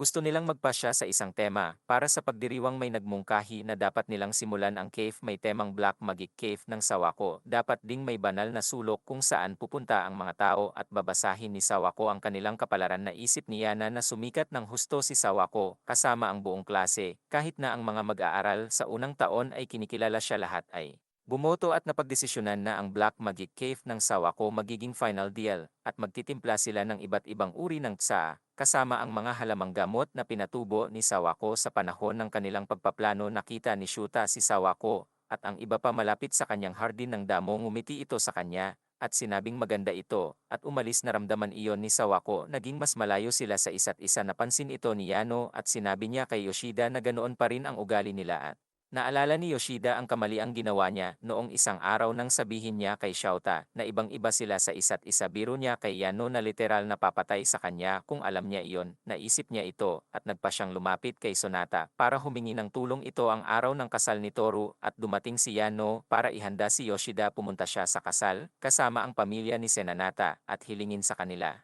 ang isang masayang buhay na magkasama. Sa gabi ay nakilala niya si Senanata na nakasanayan niyang mag-jogging. Sinabi niya sa kanya ang tungkol sa pagkakamaling nagawa niya at sinabihan siyang may sasabihin kay Shouta upang balansehin ang sitwasyon. Sabi niya na hindi siya papasok sa gulo na ito o magsabi ng hindi niya sinasadya. Ngunit sa huli, may susubukan daw itong sabihin sa kanya dahil talagang nag-aalala siya sa kanya. Nagpasalamat si Yoshida sa kanya at kinabukasan dinala ni Sanada si Shouta sa kafeterya para kausapin. Samantala nagdidilig si Sawako sa kanyang hardin ng tawagin siya ni Kento dahil gusto niyang makipag-chat sa kanya ng kaunti. Nakita ito ni Pedro at pumunta sa caretaker para kumain. Nais ni Sonata na maging banayad kaya nagpasya siyang gawin ang eksaktong kabaligtaran nito at diretsong tanong sa kanya. Aamin na sana siya kay Sawako. Lumapit sa kanya si Pedro at sinabing inaagaw ni Kento ang kanyang asawa na ikinatawa niya. Na-realize niya yon parang alam na nila ang nararamdaman niya sa kanya. Sinabi niya sa kanila na hindi niya ito naiintindihan. Sinabi sa kanya ni Pedro na ito ay normal, hindi maintindihan kung ano ang nararamdaman o gusto ng isang babae. Ninisyan niya yon at tumakbo palabas ng cafeteria. Sa kabilang banda si Kenter. Sabi niyan nakikisama siya sa lahat ng mag-isa kaya dapat tumigil na siya sa pag-asa kay Shuta. She said na hindi naman daw ganun at si Shuta ay tunay na mabait na tao. Kahit na siya ay nagpapakita ng awa sa kanya, siya lang ang taong malayang nakakausap niya nang hindi ko naramdaman na may pader sa pagitan nila. Sinabi sa kanya ni Kento na huwag siyang pabigatin dahil may nagustuhan siya ay dapat na sinusubukan at makahanap ng isang bagong bagay na mamahalin at tumayo sa sarili niyang mga paa ngayon. Ngunit hindi napigilan ni Saweko ang sarili sa biglaang paghahayag at umiiyak. Na sabi niya sa sarili na pakiramdam niya ay may pagkakataon siya sa kanya. Ngunit ang lahat ay mali sa kanyang proseso ng pag-isip. Patuloy siya sa iyak at pilit siyang pinapakalma ni Kento. Sinabi niya sa kanya na kung gusto niya pagkatapos ay maaari siyang maging isa para sa kanya. Wala siyang pakialam na kasama siya. Sa pagkakataong iyon ay tumakbo si Shouta doon at nakita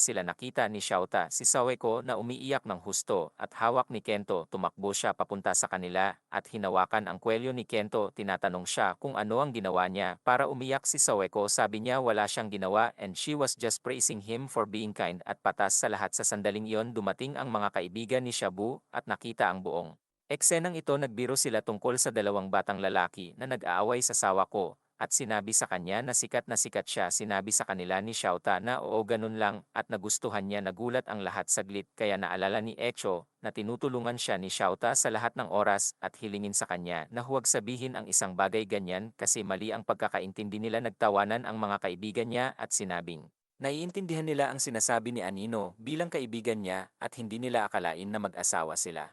Nagalit si Shadow at sinabi kay Suako na gusto niya siya at hindi kailanman nais na maging mabait o patas sa kanya. Umalis siya kasama si Sueko sa likod niya. Nagulat si Kento nang makita ang anino na yon. Naging seryoso talaga, hindi nakuha ng iba at akala niya pala kaibigan lang kasama si Sawako. Pumunta siya sa likod niya at inisip ang sinabi ni Kento sa kanya. Sinabi niya sa kanya na may gusto siyang iba. Si Xiao at hindi siya dapat istorbohin kung ano ang nararamdaman ngayon ni Sawako ay na siya ay iniistorbo sa kanya humingi ito ng tawad sa kanya dahil sa pang-aabala sa kanya at pinipilit siyang magsabi ng ganyan sa harap ng mga kaibigan niya sabi. Nito sa kanya na pinapasaya lang siya ni Kento dahil nagmamalasakit siya sa kanya sabi ni Shuta na nagmamalasakit si Kento ngunit bakit niya naisip ang kanyang pag-aalaga maging kabaitan sa kanya kapag may pakialam din siya sa kanya hindi niya sinubukang maging patas o maging mabait sa kanya, hindi niya ito tinatrato. Tulad ng iba sinabi niya sa kanya na gusto niya siya, at tinanong kung gusto niya siya sabi niya, pero naisip ni Shota na wala sa kanilang nararamdaman ang parehong.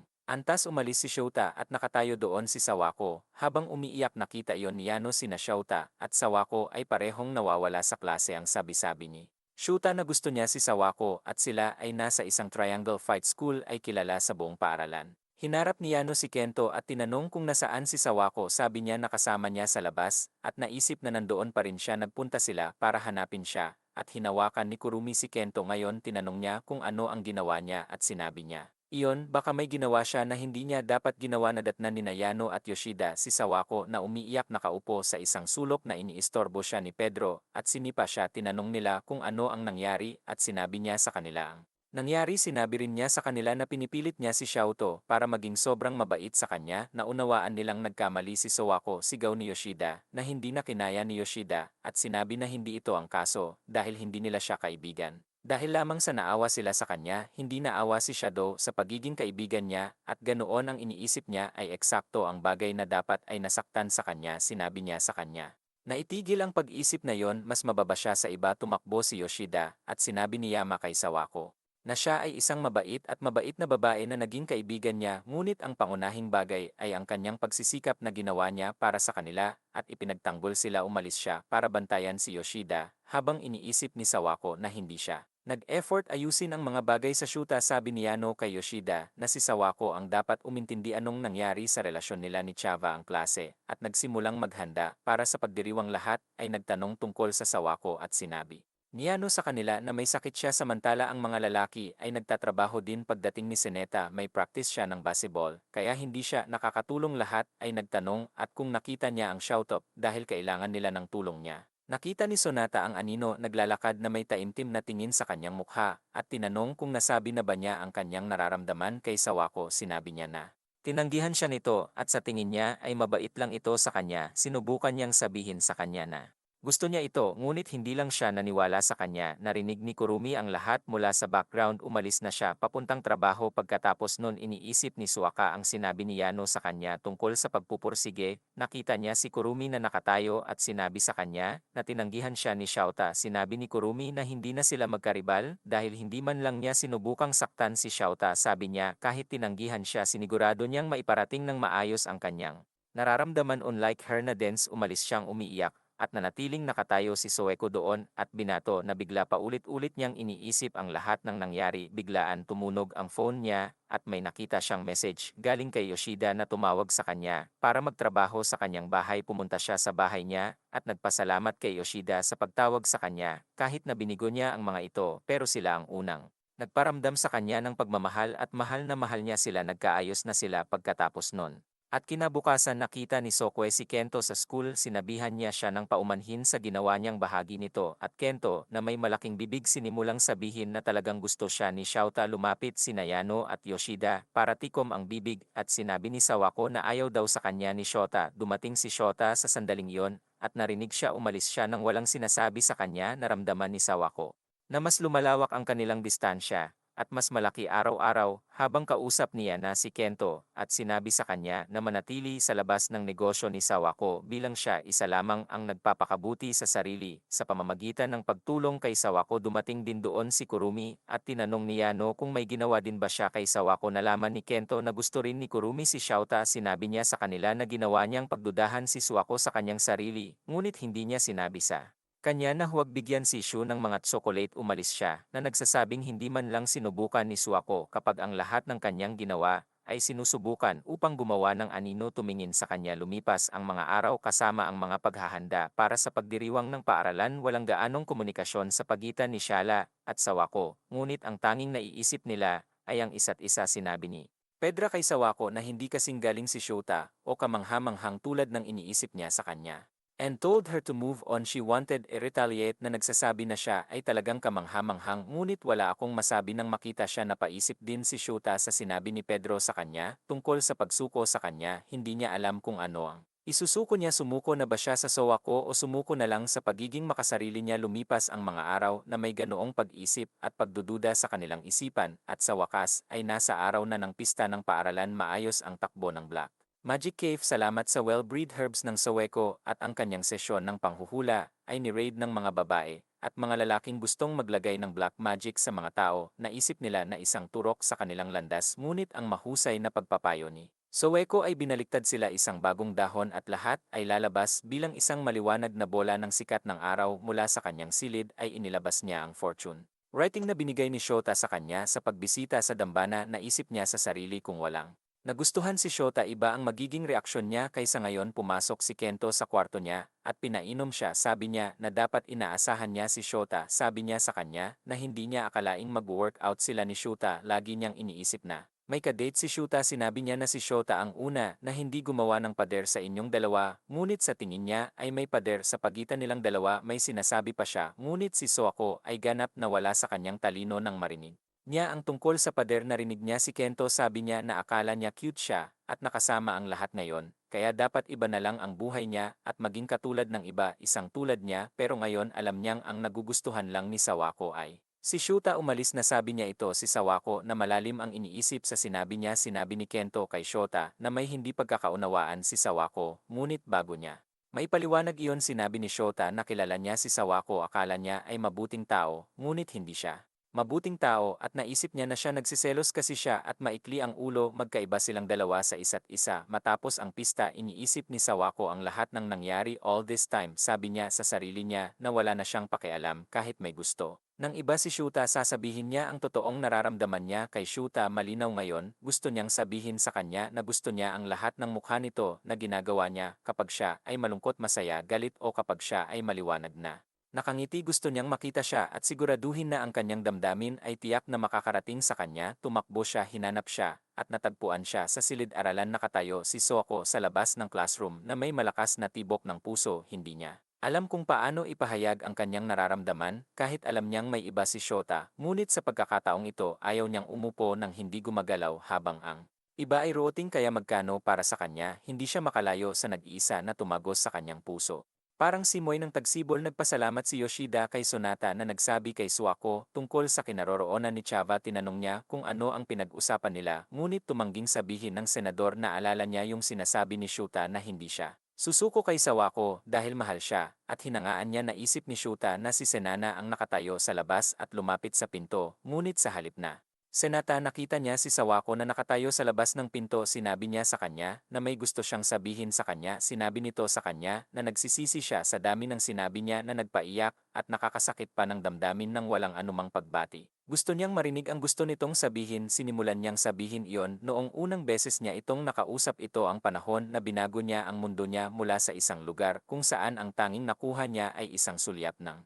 pagkatakot at paghingi ng tawad. Binago niya ang buhay niya nang magpasalamat siya. Kaya niyang makipagkaibigan at tuklasin ang napakaraming bagay dahil lamang sa kanya. Nagustuhan niya ang kanyang kabaitan, ngiti at pagiging patas. Paulit-ulit niyang sinabi na gusto niya siya. Parang may kinakanta siya sa sobrang paggalang at kaba sa kanyang puso. Dinala siya ni Shuta sa loob ng kwarto at niyakap. Wala silang masabi at nanatiling nakatingin sa isa't isa na namumula ang mga mukha. Bago pa makapagsalita si Shuta, inistorbo sila ng kaibigan niya. Sinabi niya kay Sawako na hinahanap siya ni Pedro at mabilis siyang tumakbo palayo. Tuwang-tuwa si Shadow sa kanyang pag-amin. Sinabi ni Sawako ang lahat kina Yano at Yoshida. Nagtutulungan sila kasama ang lahat ng iba pang mga babae para sa parada sa susunod na araw. Tinanong ni Yano ang sinabi ni Shout bilang sagot nang mapansin ni Sawako na wala itong sinabi sa kanya. Sa sandaling iyon pumasok si Pedro at isinama si Sawako para bigyan siya ng gawain, ngunit iniisip ni Sawako ang lahat tungkol kay Shuta at kung paano magiging maliwanag ang kanyang nakatagong pagnanasa. Para makita ni Shuta, narinig ito ni Pedro at sinabing normal lang itong naramdaman ng lahat na binigyan siya ng isang plastic bag at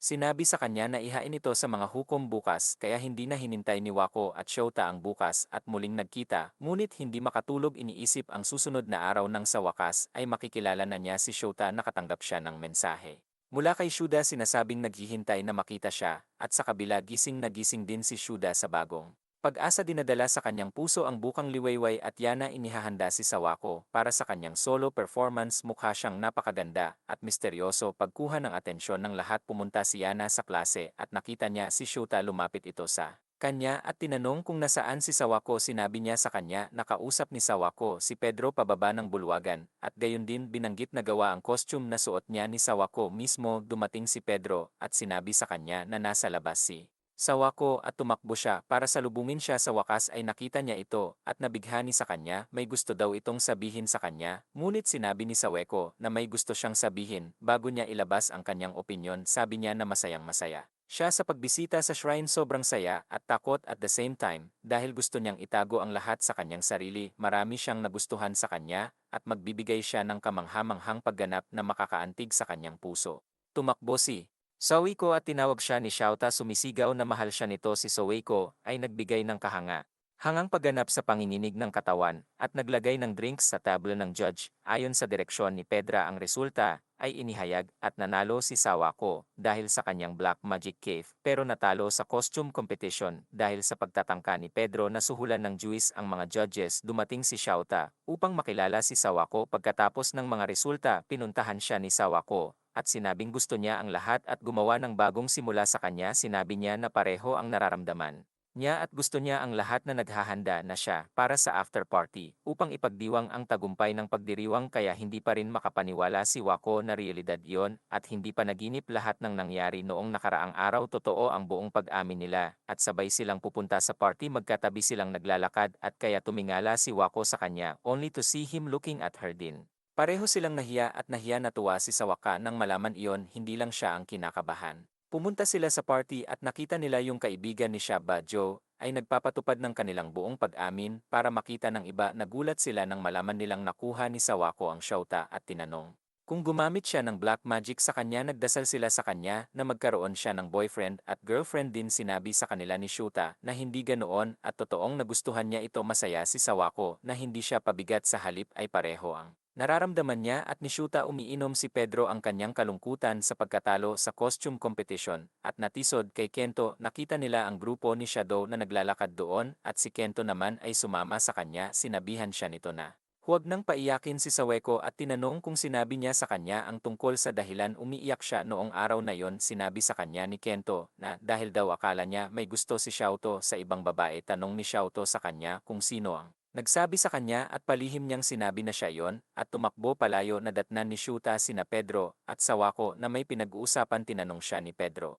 kung lalabas sila. Sabi ni Shuta, ngunit sinabi sa kanya ni Pedro na partikular na anyayahan siya kung hindi ay hindi niya ito makukuha. Tinulak siya nito papunta sa kanya at bago pa siya makapagsalita, pabulong na sabi ni Pedro mula sa likuran, papakasalan mo ba ako? Nais ni Shada na i-clear ang hindi pagkakaunawaan, ngunit sinabi sa kanya ni Sawako na kailangan niyang mag-isip ng kaunti at tumakas sa hindi pagkakaunawaan. At sinabi ni Sawako na alam niyang si Pedro iyon na nagsabi niyan, pero gusto niyang maging matakaw at isipin ito ng ilang oras. Hiniling ni Shuta na sumama sa kanya and she happily said yes. The next day sa school, lahat ng tao ay nagsabi na gumamit si Sawako ng black magic kay Shuta. Dinala siya ni Yano sa klase at sinabi iyon sa kanila na gustuhan siya ni Xiaoto sa simula pa lang at sinabi rin ni Shuta sa buong klase na may gusto ito sa kanya. Sa mahabang panahon tinanong siya ni Yano kung ano ang Sawako sa kanya. Sabi niya girlfriend ko daw siya. Pumasok si Kento sa klase at nakita silang magkasama. Bagay daw talaga sila sa isa't isa. Bigla niyang nakita si Karumu na dumaan and